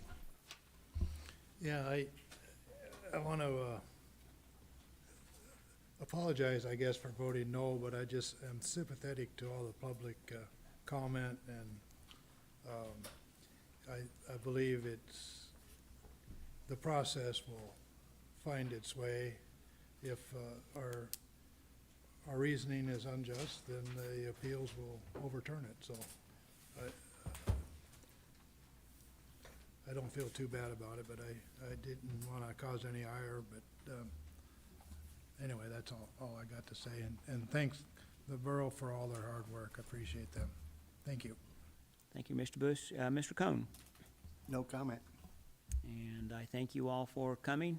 I know these are tough decisions, but